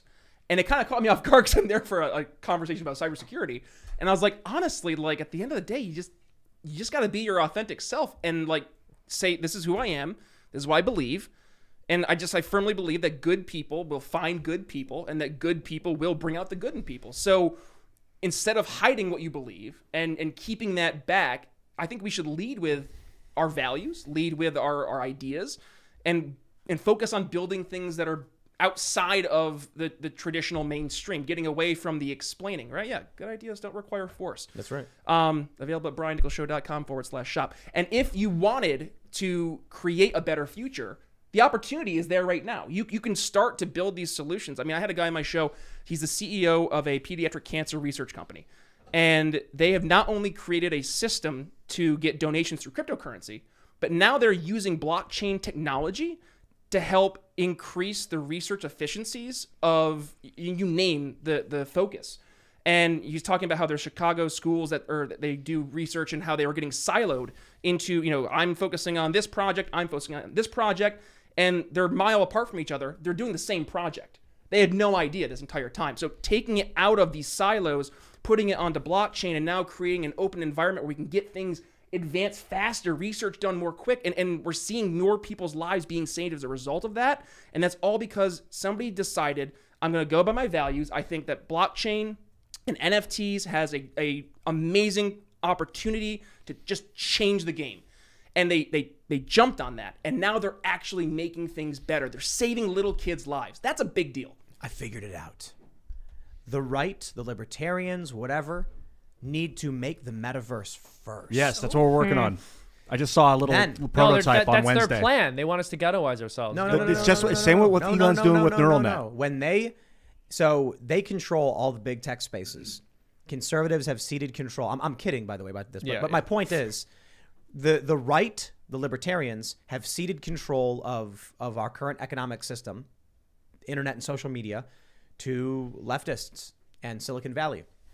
So whether it's metaverse or whatever, my point is the right needs to start getting active and paying attention to what's going on. Web3. Yeah. And building things now. I'm glad that Elon's doing the neural net. We talk about it and everyone's like, I don't know if I'm going to, but it's good that it's him because that dude open sourced his Tesla patents. Yep. If we can if we can see, it says all your patents belong to us if you look it up online. I don't know if it's every Tesla patent, but it's a bunch. So someone like that, build the metaverse, free the software code. Or that's what I'm looking for. That's why we're working on the metaverse with our current project with this charity that we're starting. Okay. But we need to do that. Before I was just like, let's just let it happen. Let's beg the authorities to make them open source their code. I'm not an authoritarian. I'm not a fascist. We got to do it ourselves. So let's do it. Tough call. Who wants to go in the metaverse? I don't. I do. But if you build it first, you can prevent these wackos from doing all the evil things they plan on doing. But Yeah. which Or is set the basically standard. tracking. Can you? Yeah. Or because they could make their own, couldn't they? They could, but you yeah, can now that's set the stuff. standard of what is acceptable and what people. I mean, think about it. We look and judge, for the most part, streaming platforms based on what Netflix was, right? And that's what the subscription model turned into. But the interface, not the ethics. Correct, 100% correct. So like we can do that though in terms of setting the groundwork, almost again setting that narrative, and then either somebody else on the left would have to build something better that's going to attract more people, or they have to react and change behavior. So I think we can almost do both. If that makes sense. Yeah, I'm not sure. You think I'm that not we sure. can build comparable technology and then change the behavior of Absolutely. what they? I Yeah, guess you can, because once I- you control the tech, you can decide how the user interface looks and slightly guide people's behaviors. I hear what The you're saying. question is it ethical or not? But yeah, that's what you can do. Well, and Yeah. the left is doing it right now. Yes, and that's, Mark and that's the Zuckerberg is problem. overtly Yeah, doing Yep, it. Yes. yep, 100%. Well, and that's the thing, right? With these social media platforms, people are already living online. It's a very disturbing thing. It's like we're in the Matrix, but we're profoundly disabled because our only interface is this This screen thing, and yeah. our fingers to type with. And if people do end up integrating with the metaverse, they're going to look back on us and go, how sad and insane. Ian, your analogy was it'll be like Morse code to them. They just won't even understand how we could have such a limited interface. But I still think it's sad. I think we should try to spend as much time in the real world as possible. I agree, but if metaverse in any fashion, be it Neuralink or just VR headsets, becomes just dominant in economics, why? Remote work, for instance, makes it a viable Huge. option. Yep. And the right just says, no, people should spend time in reality. Well, that's not how people are actually going to respond. That's not, obviously you might want it to happen, but it doesn't mean it's going to happen. That's also because So what you can do is you can make a preemptive technological strike, and then when people do typically adopt this tech for, say, remote working, you own the means. I And hear you can ya. actually say only 2 hours a day. So then the Interesting. conversation That makes isn't sense, whether or not Elon Musk is going to build something else or buy Twitter. It'll be there already. basically mine's software code is available to take and build on right now if Elon wants to do it. What's easier, to storm the walls of Rome or to go there before Rome was built, plant your flag, and then say, this is our land? Yeah, It's that's easier before, so it's easier to claim the territory before someone else builds up their fortifications and things like that. To argue your point about rather spending time in reality, what the argument you're going to get back with that is the metaverse is reality. It's just a different way of seeing reality. It's another kind, like TV shows are real. They're just not, I don't know what you call this, base reality. I don't know how to reference this. This is real. Well, it's all real. It's just, But they're dramatized reality. Yeah. So when you're looking at an event that happened in the real world, there's a reason we create this distinction about whether something is based on true events when we're watching something in media, even though that term is also very much abused. It's because there is a significant difference between something actually occurring in the world and a story that someone has told playing out before you in a simulated manner. Ooh, that's a good Ian, argument. you need to watch these videos from TikTokers who are they do these really we mentioned earlier in the show where they, like, if you watch a Pixar movie, people don't just talk, they bounce when they talk. So Ian, you have to understand. And that's what they do on TikTok. They do this weird and they do side talking on their mouths and they eye twitch. Metaverse will amplify that 1,000-fold. Because these people are putting on a performance in their phones. They probably don't go and actually do that to regular people at the gas station. In the metaverse, they'll be doing it 24/7. That's a great point. They'll be raised from 5 years old around people doing that. And they'll come out. And here's what you need to understand. When we watch these cringe TikTok videos, we understand what they're doing.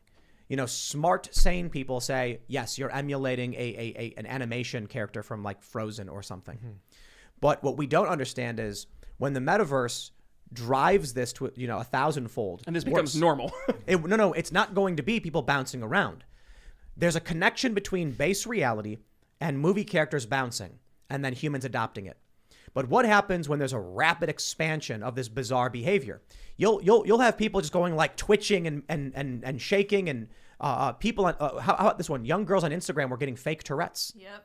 There was a viral story. Yes, that's they were huge. they were Forgot getting about that, Tourette's yeah. because they were seeing it. And what's going to happen is I have a friend in psychology who's explaining this to me. imagine this. Right now, we know what Tourette's is. Let's say in the metaverse, a world develops one block at a time that results in people who have this weird tick where they just start like screaming, screeching. So what I mean, Yeah. the easiest way to explain it, I suppose, is the Tai Chi Hitler video I bring up all the time, where these companies were trying to make algorithmically manipulative videos that YouTube would promote them to babies. You end up with the Incredible Hulk and Adolf Hitler doing Tai Chi while they sing nursery rhymes. To a regular human, you're like, what is this? This is psychotic. Weird But fever the dream. algorithm put these pieces together to manipulate the code. Now, if you live in the metaverse and you're exposed to that 1,000-fold, you're eventually going to walk out going, and they're going to be like, what is this guy doing? And they're going to be like, it's just a thing they do in these shows in the metaverse. Regular people in the real world are going to be like, yo, What's wrong with what's this wrong guy? with these people? Well, already when we watch these TikTokers bounce around like they're in a Disney, cartoon, we're like, something's wrong with these people. Imagine if it's cranked up 100-fold and they're just going, I mean, we can't communicate with each other as it is. Just imagine what's going to be like in 20 years. Yeah. When you look at Roblox, what's happening is the kids that are in Roblox in the metaverse with that system are also building it as they're in it. So you'll see basically a rapid expansion or compounding expansion of change in those systems. So if the people with fake Tourette's are actually the ones that are also building reality as they're, then they'll create like a Tourette's-ridden reality that makes you get more Tourette's, and then it could exacerbate It's like a feedback loop. Yeah. systems. And so- people will rapidly start speaking very differently. If metaverse becomes something more prominent, people will build pocket communities, very much like a Discord or whatever. But if you can experience it via Neuralink, man, then people are going to stay in those communities. They're going to isolate, and it's going to be like after the fall of Rome. The Latin language splits up and becomes the Romance languages, a bunch of different ways, and now you can't even communicate between them to a certain degree. You know what else happened in Rome is they split the empire in half because they couldn't control it. It's just basically like the metaverse and base reality. If we split like that, and then you have the Eastern Roman Empire and the Western Roman Empire, which is now the world and the metaverse, or the universe and the metaverse. Check it out. Already, because of the internet, we're speaking two different languages. When we say racism, we're talking about prejudice based on race. The left is talking about systems of pressure, prejudice or whatever from the dominant groups. It means something totally different to them. Amplify that. These communities isolate further. They go into private servers. They go into metaverse. You will create two distinct languages over time, maybe even more. Yeah, probably more. It's how you end up with, Rome. And then when it falls, you have the Romance languages. They're all very similar, but very different because they all end up getting isolated from each other. Yeah, and to sort of tie it into the interesting philosophical question you posed earlier, which is why and how do we differentiate between reality and narrative and what goes on in the metaverse, it's important to remember that the strongest teacher for humans, generally speaking, is experience. Yep. And so if someone experiences something or believes they've experienced something, it's going to influence the habits they end up developing. And we see this even with film and television. When you're sitting in front of a TV set, I mean, it's obvious that you're not in it. You're looking at a screen in front of your face. You're watching the main character. It's not being seen from your point of view. But we live in a country where basically everyone has main character syndrome right now, and they think their life is some kind of strange soap opera where they're the main character. And so people have begun to interact with the real world in these bizarre and disordered ways just because of how much attention we place on fiction relative to what we should place on it, which is significantly less.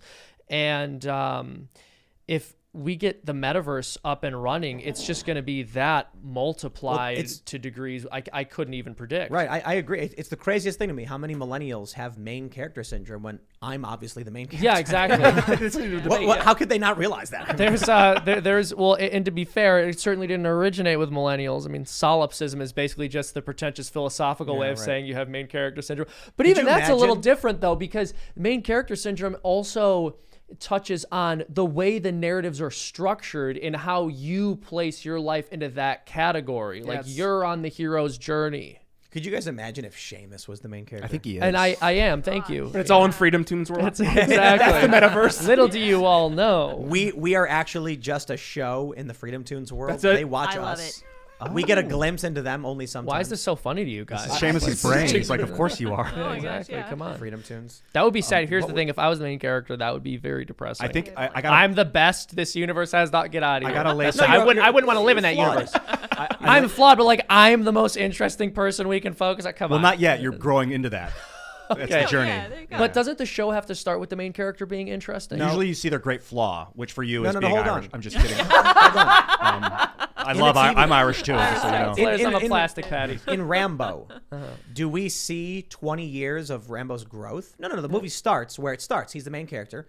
So what you need to understand, Seamus, is that whenever the movie that you're in finally starts, probably when you're 35, you're going to be super ripped with like your sleeves torn off and a bunch of guns. It's going to be post-apocalyptic, and you'd be like, "The name's Seamus, and I'm here to save you all." And then they find out like you're also Catholic, and they're like, and you believe in God, and then you can It'll be like deliver Book of the Eli. wisdom of the ages. And That'd be a good story. I mean, to get really deep here, but what is at its fundamental base the hero's journey? It's the story of the hero being successful, but overcoming some major event. And we see this a lot. It's kind of hit me where people have created the trauma, whether it's real or not, in their lives, so they can feel that I have overcome this terrible thing to be my hero. And they look for trauma, they look for the bad things in order to justify their hero's journey. Amen. Well, that's true. And also, another really insidious thing that's happened is people expect their problems to be solved much more quickly than is reasonable. Instant so you're gratification. always saying, well, I mean, it's instant gratification. It's also the fact that when you watch these television shows, if it's a 22-minute long program, the problem arises and it's solved within that neat little 3-act structure. People also don't understand that change can be irreversible. It took me a while to understand this, and maybe that's just part of being young, but as a kid, it just seemed to me that everything was reversible. Everything could be undone. I had to learn the lesson as I got older that wasn't true, and I didn't watch a whole lot of television. That could just be something that's built into humans and we have to learn, but I suspect not. I think Didn't it's they, the narratives that were fed that program us that way. Didn't they denature an egg? Denature an egg? A protein had a chemical change. An egg was cooked, I think, and the proteins fold or something like this. I don't want to misrepresent this. They turn an egg into a hard-boiled egg, and they were like, the general idea is, you can't reverse this process. A chemical reaction, yeah. And then they figured out a way to actually reverse the process. turn So it back that into- like you could undo burns, maybe theoretically with this kind of technology. It's pretty cool. Interesting. So Yeah. But there's still a lot that we can't undo. But let's say you're in the metaverse and you have a save point or a Undo. reset button. yeah, Yep. Control or, X. or a time stone or something. But this has happened to me, right? Like I spend almost all of the time that I'm doing anything artistic, doing it on the computer with my drawing tablet. Dude, I have been drawing with a pencil and paper and have literally thought I have to hit the undo button and then realized, oh my gosh, I'm not using a computer. I just admit it. How amazing would it be if you were like a business meeting and you accidentally said like you were like, look, when we approach this organism, oh geez, all right, I'm just gonna load my save state real quick. And when you were approaching this organism, and That's a people would do crazy stuff. Have you ever seen someone play Skyrim and then reload their game after they go into the city and just take wait. Imagine this. In the metaverse, there's a bunch of other people who are there, and some guy walks into your office, and then you see him pull up and he goes, quick save, and you're like, Oh yeah. No, dude, you know it'd be hilarious. This could actually be a good like little short film. This could be a good little short film, but someone's in the metaverse for the first time and they think by pressing restart, it like actually restarts it, but it actually puts everyone back into their starting position. But of course, because there are other people in the metaverse, they have the memory of what you just did. So this person keeps screwing up and restarting and doing all these absurd things. They're like, dude, we didn't forget that you did that. this would actually, here's how I'd approach it. It's the person who goes in the metaverse for the first time thinking it's a single player game. And so they're going around and they're saying really awful things and they're like ripping their clothes And on off. Twitter, they're tweeting about it, but they beating don't know people. because they're in the metaverse. Yeah, This and guy won't everyone's like, stop. and then you're in the metaverse where you can't actually harass people in these ways. And so then it's like you have been banned, and like what happened? And they pull up their meta Twitter or whatever, and it's like everyone's posting videos of you, and it's like, oh no. I want to weigh in on this main character syndrome. Firstly, I think everyone is the main character. You're the main character, and you're the main character. What if Ian was the main character? I am, Why? and so Yeah, are of you. course. It's not logical, but it is real. We all have this perception are our that is own main dictating our character. reality. Yeah. I think that a lot of stuff with Marvel, these superhero movies, have put this in people's brains that they're heroes and villains, and that there's a, like you said earlier, a show. You wrap it by the end of the show, and it starts again. Also, I feel like Donald Trump did a really disservice to the species when he started talking about winning and losing so much as a candidate.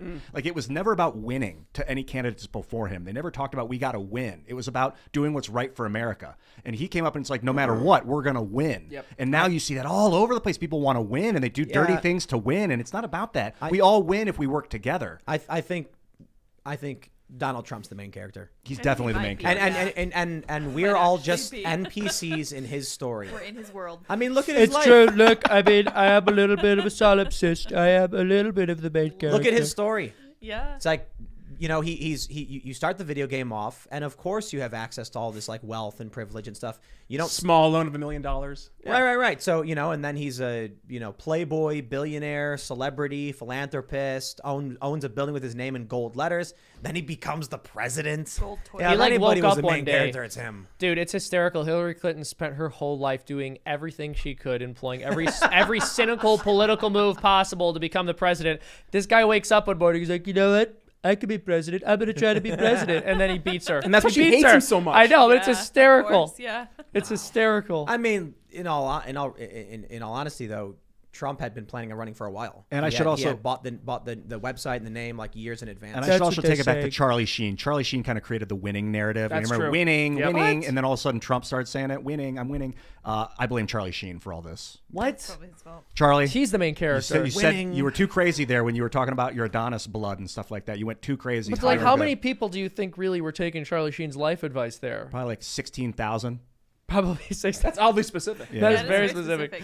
Maybe Ian is the main character. It was like written into their code, Maybe 16 it grand. Ian's actually we're in the metaverse, and He's Ian is debugging the This only whole real time. player. I thought I was. I went through a psychosis phase in 2006-7 on YouTube. I was smoking a lot of weed, making videos, and watching myself. And I was like, this is my reality. I'm creating this as I go. And things started to synergize. Like when you make a lot of YouTube videos, when you're online and you're exposing your soul to people, things do start to synergize for you. Like you start to blend in with reality, becomes one thing. I had gone so far psycho that I was unbalanced because you are the main character, but you're also part of a system where there's all these other main characters that are equally as powerful as you. It's called an MMO. Everybody Massive playing the game. multiplayer online game. Yeah, so when you play like World of Warcraft or whatever, you can see who the NPC is, you can see who the players are. So maybe. This is what I was saying last week. There are some people who don't believe they have souls, you know, and they'll say things like just a wet robot, right? Mm-hmm. And I'm like, man, I kind of feel like I have a soul, like I've had experiences. Maybe the reality is they just don't, you know, and so, but you know, Seamus, you laugh, but like, Yeah. if it's I kind of was thinking like, why should I assume someone has a soul if they're telling me they don't? Because I think Because I having, do? Because I think even though having a soul is a wonderful, beautiful thing, and it's very good we have them, on some level, when you really consider the responsibility, it's a very frightening thing, and it might be easier to abdicate that responsibility and say, I just don't have one. I don't freak out when I'm in World of Warcraft and I'm talking to a shopkeeper to like sell a bunch of crap and repair my armor. The consequences aren't real though. That's why. Yeah. Because you have that. You have that redo button. Exactly. You In don't- real you life, don't- the shopkeeper might be you packing. You don't have a redo button in World of Warcraft. I mean, Well, you can't. You can turn off the game and turn it back on. no. Oh, you can't? Oh, No, You World of- can, you can, yeah. No, it's an MMO. But if you die, you just respawn. Oh, There's You no like can't turn the death. game off Okay. and on. Yeah. So it's all in MMOs. It's all real time. If you sell your gear and you made a mistake, it's gone. Or you can do a buyback. But when you die, your armor gets damaged and you respawn because the point of the game is so you keep playing. Okay. But yeah, you die. There's no reloading. There's no resetting. So my point isn't so much about turning the game on and off. My point is, in World of Warcraft, as someone who is actively playing the game, you know who the other players are. You can see them running around and doing stuff. You'll notice some of the characters running around just don't behave like human beings. And you can't even communicate with them effectively. And I start wondering about this. They call them NPCs for a reason. If I go to someone and say, hey, I feel a soul within me. I feel something greater than me. It guides me. Do you? They say, no. I say, do you feel you have a soul? They say, no. Maybe they don't. Like, I'll trust them, I guess. Why would I assume if they're not experiencing it, they have one? Well, if we're talking about people in the real world, I think if you had a soul and free will, by definition, that would give you the option to say that you don't. It's like if we were all required to say we had a soul, that we would lose our free will. I'm just saying, I think it's projection. To be like, I've felt something within me and I've experienced something, therefore other people must have as well. And if they can't, something must be wrong There's with them. something about clearing your mind and that allows you access to your soul. I believe like the amyloid plaque on the neurons in the brain causes Alzheimer's. It also diminishes your ability to feel. I think so. So let's wrap this up real quick. Sorry, but wrap it up with just a quick conspiracy theory. Uh-oh. Oh, yes. What if they say that fluoride what does they say? Calcifies the pineal gland. Yeah. or whatever. Yeah, that's I heard it That's the turns conspiracy- frogs gay too. Yeah, But it's- Well, I No, don't know, that's not- atrazine. Yeah, it's atrazine. But they were hermaphroditic. Oh, Not okay. So the conspiracy theory would be: what if powerful, satanic, or maybe it's not fair to say satanic, but just evil, were trying to cloud people's connections with the greater, whatever it may be, whether you're religious or otherwise, whatever you think that is. What if there are people who genuinely can't see into it because they've been polluted or blocked in some way? I mean, I think what you're saying, the idea of evil for sure is a real thing. Like evil is out there, just as good. No, but I is. mean, like, some people have a greater connection to the, Right. the other realm or beyond the veil, or whatever you want to call it, and some people don't. Why? Well, because of toxic chemicals or whatever. I'm obviously talking specifically about conspiracy theories I'm not saying are true. But, one thing we mentioned on the show before was just like DMT giving you this connection that people have these profound experiences, and DMT is produced by your brain naturally. Yeah, what if there are people who are being inhibited from being able to feel the greater power or whatever? Well, I mean, there's a really fascinating philosophical discussion there about just the effect that our hormones and or neurochemistry have on us. And it's been waging. We all agree that there are some people who behave more morally than others. That much is evident. And then the question becomes, how much of what this person did was their own agency? How much of this is a result of a neurochemical imbalance or a mental illness? I tend to lean towards agency because I think we overpathologize and we sort of blame everything on the person's environment and don't really attribute responsibility to people anymore, which is unfortunate. But it is a very interesting conversation, and like on a case-by-case basis, it can be difficult.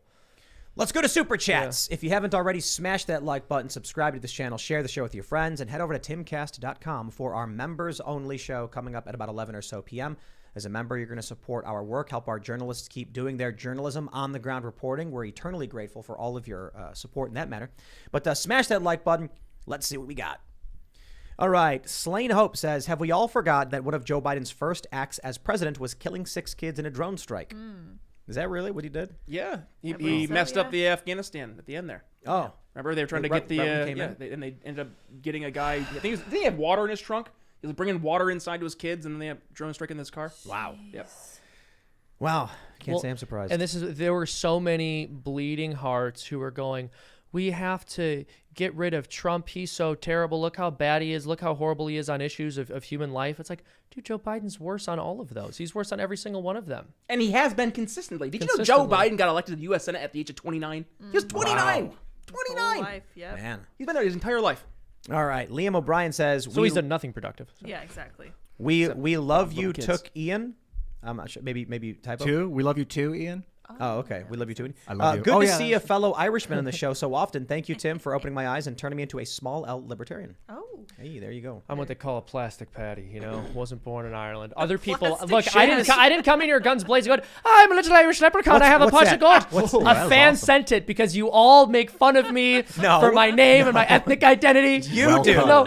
No, you guys do. You're always going like, I'm Irish. I'm Irish. Every and we're s- like, bro, you're from Chicago. Every single time I do anything wrong or I say something offensive on the podcast and the SPLC or Daily Beast write an article, Tim goes, he's Irish. He's internalized his Irishness. You have to. Why did Seamus say those offensive things? Well, the inhumanity we see in this world. He's Irish, so he feels it.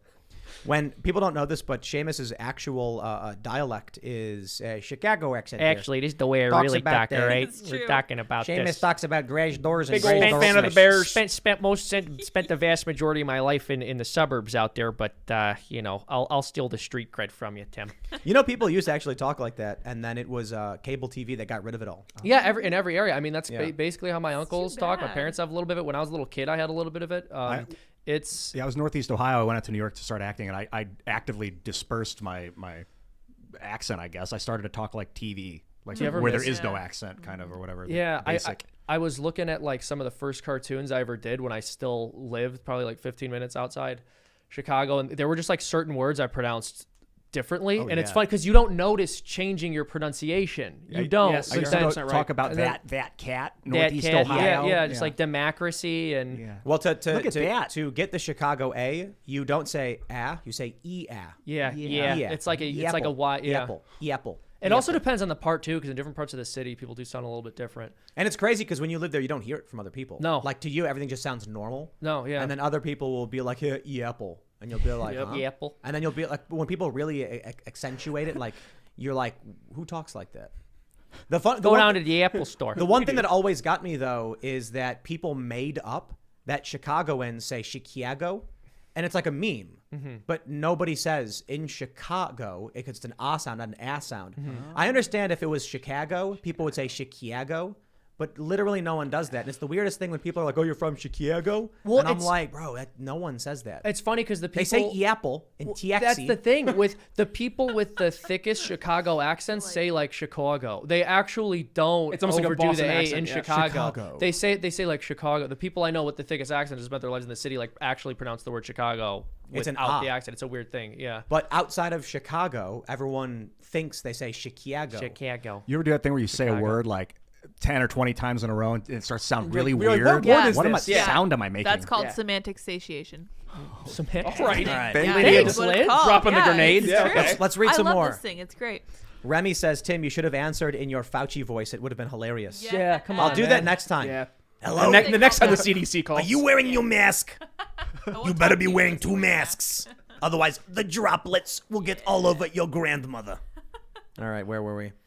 Rye Line says, CDC is calling to see if you're home so they can swat you later. Oh gosh. Yeah, we got swatted again. I heard that. Yeah, seven Part of seven the times. business. Wow. I imagine that these entertainment industries, once it gets to a certain size, it's just like 10 a day. And you just have it go right to law enforcement. You have law enforcement on premises, so it's all handled without you having to deal with it. It's crazy. You know, someone mentioned this to me. They asked me why it wasn't big news. I can't remember who asked me this. And I was like, I'm not sure. What do you mean? They were like, well, it's like, you know, you have one of the biggest podcasts and you've been swatted 7 times in like 2.5 months. Wouldn't that be a big story to these like journalists who are constantly talking about the dangers of media? Like Andy No got attacked, you know, it was bad. And even CNN covered it. We had the bomb squad show up here. We were swatted with the cop walking past the camera, and it's happened 7 times. And like, nope.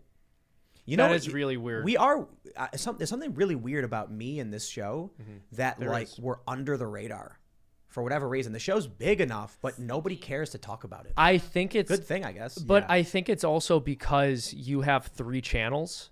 And so I think you're someone people will talk about, but because you do 3 different shows every day, it's like it's difficult to pinpoint the one that people are going to say you're known for. Well, the interesting thing is I've noticed there are a lot of people who don't know they all exist. Like there are people who watch this show who don't know that I have a morning show. Yeah. And that I have 2 other YouTube channels over 1 million subscribers. So I've noticed when people are smack talking me, they'll say something like, oh yeah, he does this like, you know, he does these videos like this. And people will be like, no, he does like a podcast with people. And they're like, no, he doesn't. What are you talking about? No, Mandela argue. effect, bro. They're like, I Yeah. came from the universe where Tim Pool just does vlogs. He's like, I came from the universe where he does a podcast. I'm like, I don't know, maybe I should just get rid of half the shows. Because I will say there's a diminishing return. Your shows are cool, though. They're good to listen to because it's pretty quick and you give like good news, talk about some interesting stuff. The interesting thing is on weekends, the clips from IRL get way more views because people who watch all of the shows Yeah. don't have anything else to watch. They enjoy 'em. So that means the harder I work, the less money I end up making.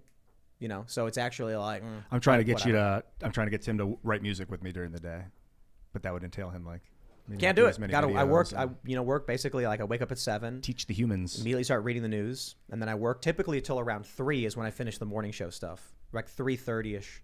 Then I exercise, eat food, and then we get ready for this show. Some days I get lucky enough to go to the bank. Oh, exciting. Lucky. All right, stuff. Pine And then he Adventure. rubs his stacks of cash all over his face. That's exactly what he does. Yeah. while playing that song Celebrate. Oh, yeah. Pine Tree Squad says, I haven't had a good laugh during Timcast IRL in a while. Between the commentary on CDC calling and all the rest of the good laughs are doing me good. Stay safe, everyone. Much love from Pine Tree Squad. Nice. This We'll was a make very su- fun episode, I will Yeah. say. We'll- This was very, we'll- very light we'll- tone this We'll time. make sure we have the CDC call more often. Yeah. Yeah.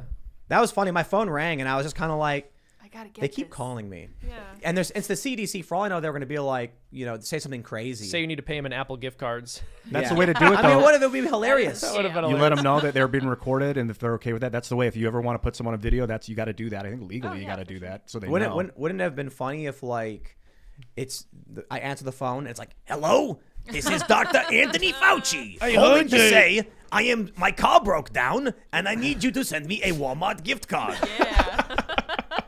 Wow, that sounds true. Yeah, it Where do does. I send it? Just take a picture and send it. You need to get Apple gift cards from your local Walmart and send them to me.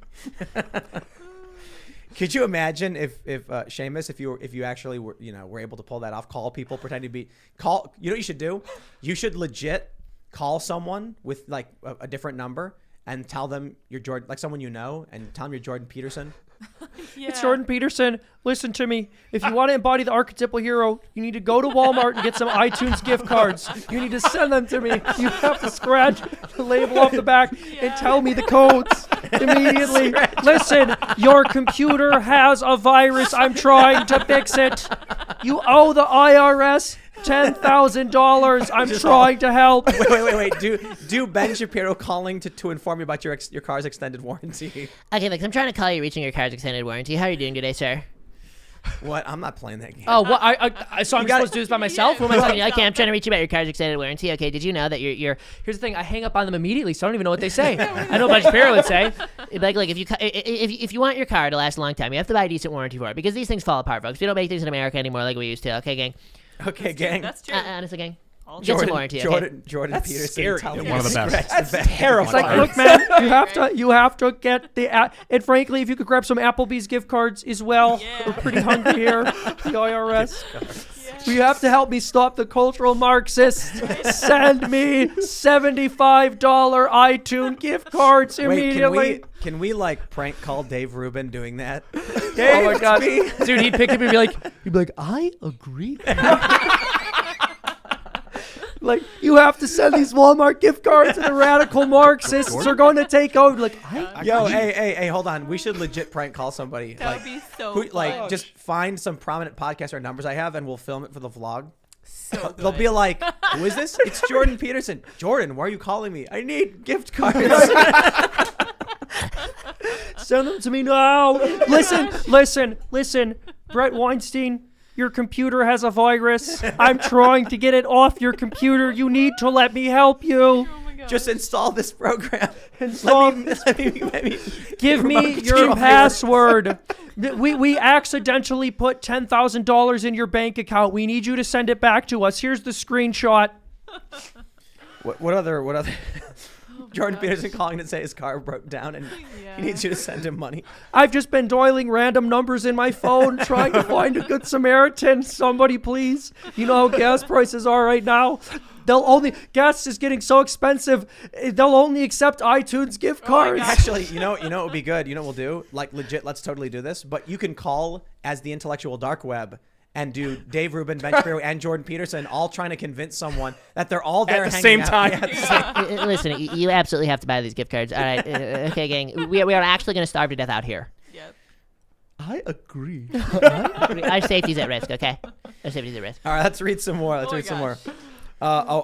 Awake as Dawn says, Arizona governor signed multiple bills. 1, abortion after 15 weeks is illegal. 2, proof of citizenship to vote. Woo. And 3, prevent youth from trans surgery and participation of trans women in women's sports. Kind of feels like Arizona is going to turn dark red in this upcoming election. What do you think that's going to do for cinema? I don't know. I think people actually kind of like her. The left hates her. Yep. You know, she's pushed back on Democrats a lot or enough. And maybe, I don't know, maybe she might have to change to be a Republican. Yeah. Yeah. Well, I mean, she's like basically turning into the version of what the hell's the guy? West Virginia. Manchin. Thank you, Joe Manchin. I was gonna say King. Someone said call CNN, please. Yeah. Like, it's called Brian Stelter. I wonder. I mean, I've got a bunch of phone numbers. I have I got a bunch of people. We'll call him. We're gonna raid we'll Tim's phone. we'll do a prank.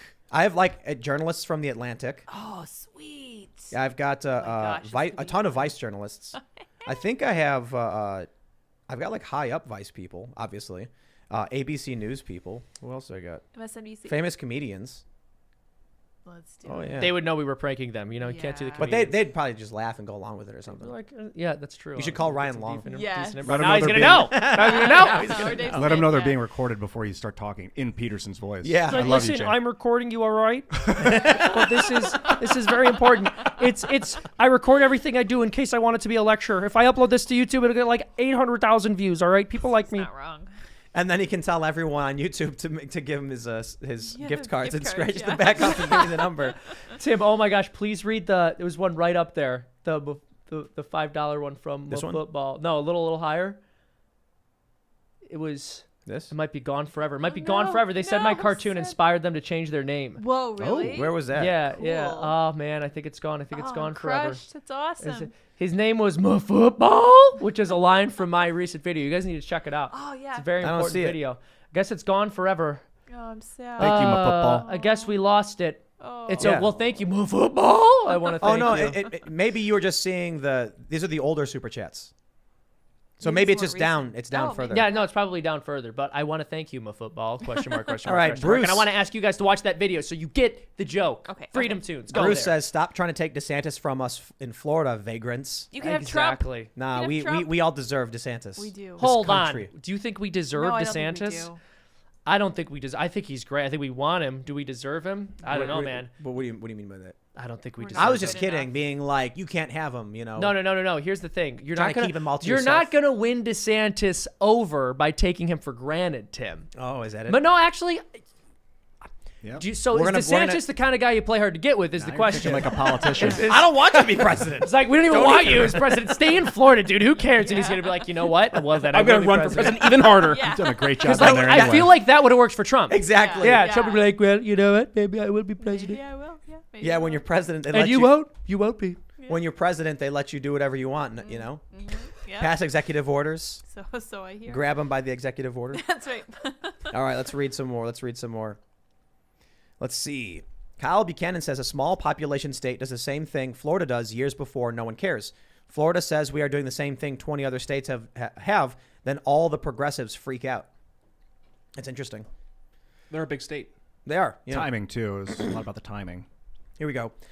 Cornelius Buttknuckle says Trump and DeSantis need to squash whatever petty beef they have and commit to being running mates if either of them gets the Republican presidential nomination. Because either way, a Trump-DeSantis ticket would absolutely crush. That's true, man. If Pence is out and good riddance, Trump-DeSantis would be pretty powerful. Yeah, that'd be But I great. feel like they're both A-listers. Yeah, they are. That's the problem. That's Yeah. tough. Yeah. So what VP could Trump get without, Pence was bad enough the first time. You'd have to get someone popular. I What's would her think. name from South Dakota? Oh no. Well, but I don't really know. I think it's just a question of them running together in the primaries, right? And whoever gets the nomination chooses the other to be their running mate. I'm not saying it would be that straightforward. I'm sure they would have a little bit of difficulty there because That hasn't happened though in GOP history. It used to in be a the while. Yeah, it used to be the way it worked. Was Let's- the top two I'm candidates. going would- back to the well, not just 2000. necessarily the top two. Dick Cheney but- didn't run for president in 2000, did he? No. Well, no. So you had George Bush, It can happen though. Yeah. McCain, Romney, and Trump. All four Republicans ran not with somebody who was also in the primaries. Yeah, I guess my point is that if he were to, I mean, it's a question of who should be the president, who should be the vice president. I think you just let the primary sort that out. And All right, let's read some more. We got Smoke Rings and Sawdust says, Tim, please make a tea of Cast Castle animation Ian being sniffed by anime Joe Biden. Netero from HXH would be perfect. So if Kent is watching, you can make an animation of Joe Biden sneaking up on Ian. Finally. You're like, I'm a dude. I know. No. I know, man. Okay, just so you know. Oh my gosh. All right, let's grab some. Birthday Freak says, now the U.S. Army has debuted a cute VTuber in order to recruit basement dwellers and Naruto runners across the country. Gosh. Semper waifu. Oh my gosh. Naruto runners. I think it's funny that there are people who actually would like do that. would run like that? No, You yeah, there put were your kids in arms gym behind your back. class, bro, Yeah. who would like run around the field house like. Wasn't like, that what a are you joke doing, about bro? Area 51 like 2 years ago? Yeah, there was Naruto Area Naruto 51 run. to So it. good. And then what happened? All of this stuff. Yeah, They it's- kept Oh, this out. Oh my gosh. We figured it Latin out. says, Tim, I'm in the Army, and the problem I'm finding isn't that people don't want to fight. It's that they don't want to die for these people and their crazy ideas and worldview. Yep. That's I what want mentioned earlier. everybody Who's gonna- listening right now who is in the Army, the Marines, the Navy, the Air Force, Space Force, whatever it is. When you are, if I don't know if any of you will actually see combat for whatever reason, but when you are, I want you to remember what you're fighting for. Picture Kamala Harris in your mind, smiling and laughing. And you will find the inspiration to never give up. These Or- people hate you. Or you will just give up. Yeah, you will 100%. Well, that's also, I give mean, up. that's what I was saying earlier. The people who enlist in the Army know that these people like hate them, or the people who would ordinarily enlist in the Army know these people hate them. We're gonna do it. Mason Barnett says, I think your idea of a truthies ceremony would be a good thing. What better way to build good culture than promoting good, truthful news and journalism? Yes. What should we do? $100,000 to the Truthy Awards? Yeah, look, Tim, I've been real $10,000 honest apiece? lately, bro. I've been real honest super lately. honest, yeah. So what we could do is I nominate Seamus. we Thank could do you. we could do like 5 categories. We could do 5 categories like truth in news, truth in sports, truth in entertainment, Podcasting? Truth in political podcasting, cartoons. truth in politics. Truth in Freedom Tunes episodes. Yeah. Yes, one whole category, just truth and freedom. You always win. No, but think about it. Truth in Yeah. politics. Yeah. So out of the 3 politicians who are good, we'll be like, this person's consistently been. Massey, Rand Martin Paul. Green, Yeah. And then for journalism, obviously for arts and entertainment, be video games and movies. And then we say, like your honesty and your approach. $10,000 plus an award and a ceremony. We could do that. Yeah, it'd be fun. You have to make sure they're really honest. Here's what you No, have we to would do. have You have a to do review like panel. you have to do a golden ticket type thing where the people you're thinking of nominating win a trip to your studio, and then you try to pull a Willy Wonka and get them to break the rules along the way, and whoever doesn't gets the truthy. Boom. Oh, interesting. I think what we would do is we would have a nominating board of prominent individuals who are, trusted. And then they would determine who they think is doing a good job in these spaces. You'd probably have to have someone who... I'll nominate you. We'll just have Seamus pretend to be all of I'll nominate. Listen, I'll nominate you for this Truth Seeking Award, but you have to send me your iTunes gift cards. Go to Walmart immediately. Can we get Jordan Peterson scamming people into smashing the like button? All right, listen. I am with the bank, and we accidentally put $10,000 in your account that didn't belong. Now we're willing to let you keep it if you just smash the like button. It's the least you could do. We're out $10,000 on your account. Perfect. There we go. All right. Jay Carr says, the Truthy Awards is a winning idea on many levels. It will encompass and represent everything the independents do and emancipate the stelters of the world. I don't like the yeah. name Truthy, though. Maybe we can find it. It was a joke name. Oh, I just- okay. Yeah. I We'll, like, we'll call it. We should call it Truther. Call them the Truther Awards. Yeah. We can call it maybe like the Ian Awards. Darius says, yeah, I wouldn't join, or in my case, under this insanity either. I did my 8.5 years. I'm good. Kind of sad to hear it, though, you know? It's really sad. Yep. Raymond G. Stanley Jr. says, Sagar and Jetty today said, folks who want war won't have kids in it. Wars last longer than we think, and we forget about all the battles and people we lost. yeah, World War II was a holdover from World War I. Many people say it was just the same war. Yep. Should we bring back the soundboard and we'll get Seamus to do like a Jordan Peterson smash the like button, a Ben Smash Shapiro that like button. and a Ben Shapiro smash the like button? We're gonna have to think about it. I mean, look, if you do more Fauci for me, but you've said you're holding out on me until I get you those union Fauci's rates. It's gone. like I can't afford Union that. rates. Well, that was the last two bits that I did with you on Freedom Tunes was that Fauci is gone. He's been dumped. But so I'm actually working really hard. If you guys want to donate on Patreon, we're working really hard to bioengineer a virus so that Fauci will come back and we can Yeah. do more cartunes about him. Oh, I think So Fauci would be into that. patreon.com/freedomtunes. I've been talking to EcoHealth Alliance, just like I need do a this collab. job, man. Yeah. Everything we do here is funded by my residuals off of these Freedom Tunes true. voiceover bits I have. It's true. Yeah. Yeah. We need. Yeah. Seriously, JK says, greatest advice to come out of the 80s, don't fall victim to one of the classic blunders. The most famous being never get involved in a land war in Asia. Right. Correct. That's true. Surprise Mechanic says, speaking of Hassan, I found out today that I work with his brother, Murat. It's funny that Hassan spends all day bashing American hegemony, but when his brother works for the DOD. Interesting. Yep. Silly White Boy says, Jenk from the Young Turks is debating Patrick Bet David live on PBD podcast tomorrow at 9 a.m. Tim, get PBD. He's the most underrated voices in politics today. I'm surprised Jenk's doing it. I've invited him on numerous times politely, and he's always just doubled down, smack talking me. Like the first time I invited him, I was like, hey, Jenk, would love to have you on and talk about this stuff. And then he's just like, ignores it. See him in person, he screams at me. Yeah, that happened. I was at Politicon. nice, yeah. He started screaming at me. I'm like, why are you yelling at me? Like, I don't know what's happening. That's cool. He's going on. It's Steve Carell and Anchorman. I don't know what we're yelling about. Exactly. I'm really glad they're doing that debate. I want to watch that. That's cool. Or I talk just or whatever think- they're doing. I'm glad. I want to get Cenk more involved. I don't like seeing him angry. Here's what I think. I think anybody who rejects a chance at a conversation is not a legitimate personality, right? So there's a lot of prominent left-wing personalities, high profile, that I think are just total grifters. Yeah. Now, they like to accuse Tucker Carlson or me or, us here. But we invite these people on all the time, and they always play dirty games. Well, I will only come on digitally. Yeah. We saw what happened with Crowder, dude. You guys aren't serious. It's not a serious question. Also, Ethan- it's literally called Timcast IRL Yeah, it's because in the name. people don't. That's the whole point of the show is that we don't do digital guests. Yes. And it just doesn't work. It doesn't. Yeah. You know. And they're like, well, you went on Ben Shapiro's show over the internet, and I was like, we filmed it and then took the memory card and delivered it 3 hours away drive it to a data somewhere uplink else. center because we didn't have Yeah. internet. And I'm like, that was his show, not mine. Like, I've also gone on Megyn Kelly from here. Right. You know. But that's different. I also don't really go on other people's shows in the past few years either. But we've invited so many of these people, they won't do it. Vosh will do it. You know. Yeah. The only ones that will. Yep. One of the few who will. Destiny. That's I have tremendous respect for Destiny for coming on because he kind of just, I think he genuinely believes what he believes for sure. I just really disagree with his opinions on policy and stuff. Yeah. But he definitely stands by what he says. And I think he'll correct himself. He called out Kyle Rittenhouse properly, self-defense. He got banned over It's it. true. What did he recently get banned for? I don't remember. Some with Lauren Southern. They were working together. He was debating her or something, right? Yeah, Let me Lauren double-check. posted about it. I didn't, Twitch is curious. dumb. If you're on Twitch, man, I don't it's know. Amazon owns it. All right, Marcus Casey says, Tim, Army veteran here. Resigned as captain in 2018 when I saw the toxic leadership mirrored in attitude of lower enlisted. Us mid-tier leaders would never condone it, but glad to be out seeing the pathetic culture now. Man, that's really sad. I know, That's where because we're we at. need people like you in the military. That is really sad that it's come to this. Yeah. There was one, let me see. There's a super chat I'm trying to find.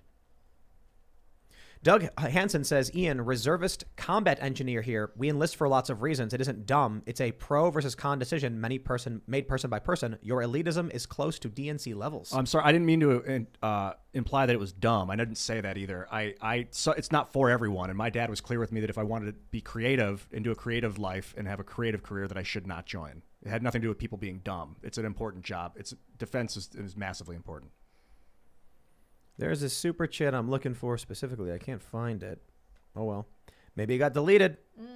It was specifically one person saying, Tim never reads my super chats. And I'm like, I'm going to find that one. Oh, that's rough. Well, I'm trying to find it, but it's gone. Ironic. It's gone. That sucks. Maybe it's down here at the bottom. Yeah, we're going all the way to the bottom. Let's go to the bottom. See, I don't know. Maybe it's just gone. We'll see if we can find it. We're really looking. All right. We'll keep reading until we see we go. Oh, here we go. I see it. We'll read it next. By the way, I wanted to mention because Ian, I just want to clear the record because you mentioned the thing about Lauren Southern. I think this is one article I have pulled up on PC Gamer in which it says Destiny said in a Reddit post that he thinks the ban was imposed because of his stance that quote unquote trans women shouldn't compete with cis women in women's athletics. Interesting. That's what he believes. I'm not sure what Twitch said. We should have him back on. Actually, I wonder if we can pull him last minute for conversation with someone from the Daily Wire or something like that. Oh, that'd be fun. Yeah. Yeah. All right. Mad Panda says, I want Timcast to start doing a weekly prepping episode covering best firearms for home defense, how to store food, the fundamentals of growing food, raising chickens or fowl for protein, the basics. I'm pretty sure we could actually do that. It'd be fun. Because we've had Steve from Fortitude Ranch on a couple times. Love Steve. And so I don't know if he's the guy to do it, but we could probably find someone who could go over all these basic things. It would be excellent advertising, obviously, for them and what they're setting up, and it would be a cool show. All right, here we go. Brian Grinch, I did not miss you. He says, lost count of how many unread super chats I've had. I wish Tim was nicer to Ian, but I also wish Ian said smarter things. Tim, look into tactical response in Tennessee, best gun school in the world. Building culture and saving lives. Cool beans. It's an act, you guys. I know it's confusing because it seems real, but we're on TV right now. They're good pals. It's You say that, Ian. You go watch the after show if you want to see how it really gets. No, I mean, there's... Ian doesn't even like graphene. The only place that Tim and I... all an act. Yeah, Ian's he's actually British. He's like, I like oil. I really like oil. And the Federal Reserve's great. Yep. Hate It's like, I'm gravity. a big fan of As soon as the show Federal ends, Reserve he of puts his hair the back Bank and he of puts on a London. suit jacket and a tie. And he's like, oof, I'm going to go call to my day call Ben job. Bernanke and tell him how much I loved his work. He goes back to the Presbyterian church he's an elder at. He's a day trader. Yeah. The Good day stuff. trader. It's an act insofar as it's censored, what we're doing Here we right go. now. It's a TV show. Danny066 says, Marjorie Taylor Greene did a Fox News interview from the Timcast IRL studio a few months back. right. That's right. It was January 5th, and you could see the Timcast behind her. It was amazing. great. Someone says Ted Nugent. Yes, that would He's be great. awesome. He's so cool. Love to. All right, we'll grab one more. Here we go. Brian Knowles says, got an email today from the U.S. Army. They're offering up to a $50,000 bonus for joining right now. You're on point. Decoy Voice was saying the same thing. They're like, we'll also give you another mom. Yeah. We want to make sure. Here's our signing We'll give you bonus. 4 moms. Four You get moms. 2 moms. Just please enlist. They're paying. The Russians are coming. All right, everybody, if you haven't already, smash the like button. Do it for Jordan Peterson because he's... Smash the like button, man. Embody the archetypal hero. We accidentally put too much money in your bank account. Give me the iTunes gift cards. And you can go to timcast.com, become a member to watch our members-only show, and do it for Jordan Peterson. Yeah. Do it for me. Become the archetypal hero. And sign up at timcast.com. And sign up at freedomtunes.com. Oh. It's a wonderful website. Oh my. All right, you can follow the show at Timcast IRL. You can follow me at Timcast. Brian, you want to shout anything out? Absolutely. 2 things. Good guest of the show. I know you guys are friends with Lily Tang Williams. I just had her on my show. absolutely. She's phenomenal. She's amazing. She's running for Congress in New Hampshire right now. She owes me iTunes gift card. Well, she's looking for $10K right now in fundraising. Today's the last day Get her of gift. Go of to the quarter. Walmart right I now. think you Get got to the make a gift cards. cartoon. Huh? I think you got to make a I cartoon. think I might have to do Jordan Peterson solicits. Number iTunes 2, gift He's cards. calling like Dave Rubin and Ben Shapiro trying to get gift cards. Oh my gosh. Because the Actual IRS. grifter. No, actual grifter. No. The IRS calls Jordan Peterson and they're like, we need these iTunes gift cards. He's like, oh no. So he's calling his friends like, can you give me an iTunes gift card? You should make it that Jordan Peterson's an actual grifter, and so he calls his fans and gets them to send him iTunes gift cards. We are libertarians.com. We have lots of, no, you're good. We have like 13 or shows, and then my show, BrianNicholsShow.com. What we do is we focus on winning converts, not arguments. So I take the approach of sales and marketing that I use in the business world, and I bring it to the world of politics. So you want to get better at talking about the ideas that we all talk about every single day, but actually want to get people to say, hey, tell me more. I want to learn a little bit more, make this actually happen. BrianNicholsShow.com. Right on. Cool. Well, so if you have iTunes gift cards, send it me now. I was like, this is right on the line of the joke being dead. I wasn't sure if I What they should call go in on it. resuscitation. That's I'm what so I want. glad you did. That's what I want to promote right now.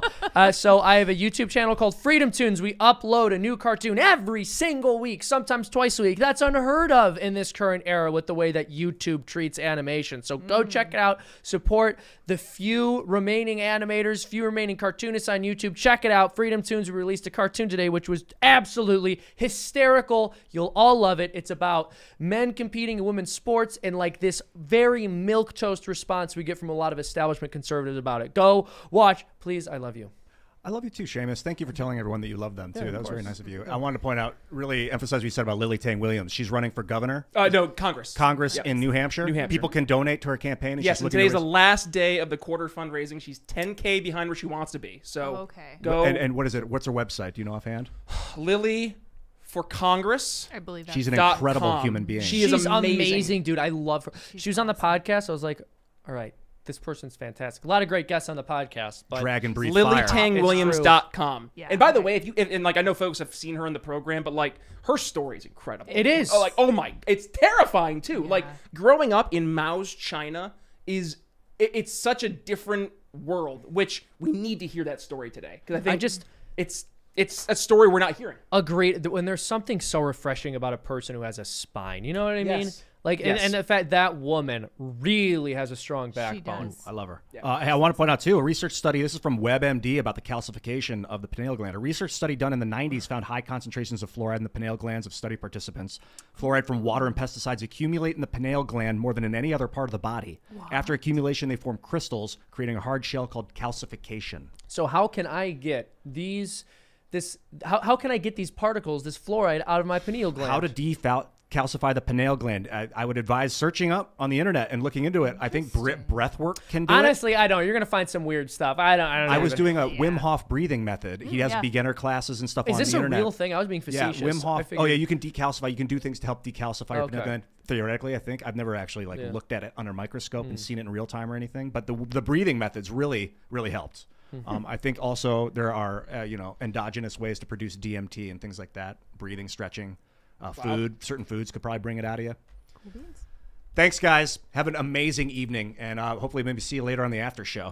Absolutely. Come join us on the after show. Go become members at timcast.com. You guys may follow me on Twitter and mines.com at Sour Patch Lids. I also have sourpatchlids.me. and I'm going to throw it I'm to just Tim. I'm trying He's to. scrolling Tim his is phone. I'm making a researching. No, I'm making a maximum contribution to Lily Ting. Oh, Williams. heck Yes, yeah, do it let's with Tim. go. It's Yes. amazing. I- Go Yes. in on it. Yes, So go you went- contribute you to went Lily to Ting Williams Walmart, for like- sure. Yeah, Tim's been to Walmart, if you know what I mean. He got the cards. in all quotes. Yeah. There we go. Cards, I just yeah. did. Been I did a scratching off. maximum Yeah. contribution. What's maximum? Is that? Can you say that out 5K? loud? It'll be in the public record. Dude, you got it, baby. I don't know. Yeah, it's a several. Tim grand. Pool, ladies and that. All right, gentlemen. everybody, head over to timcast.com, become a member because we're going to see you all about 11 p.m. Thanks for hanging out.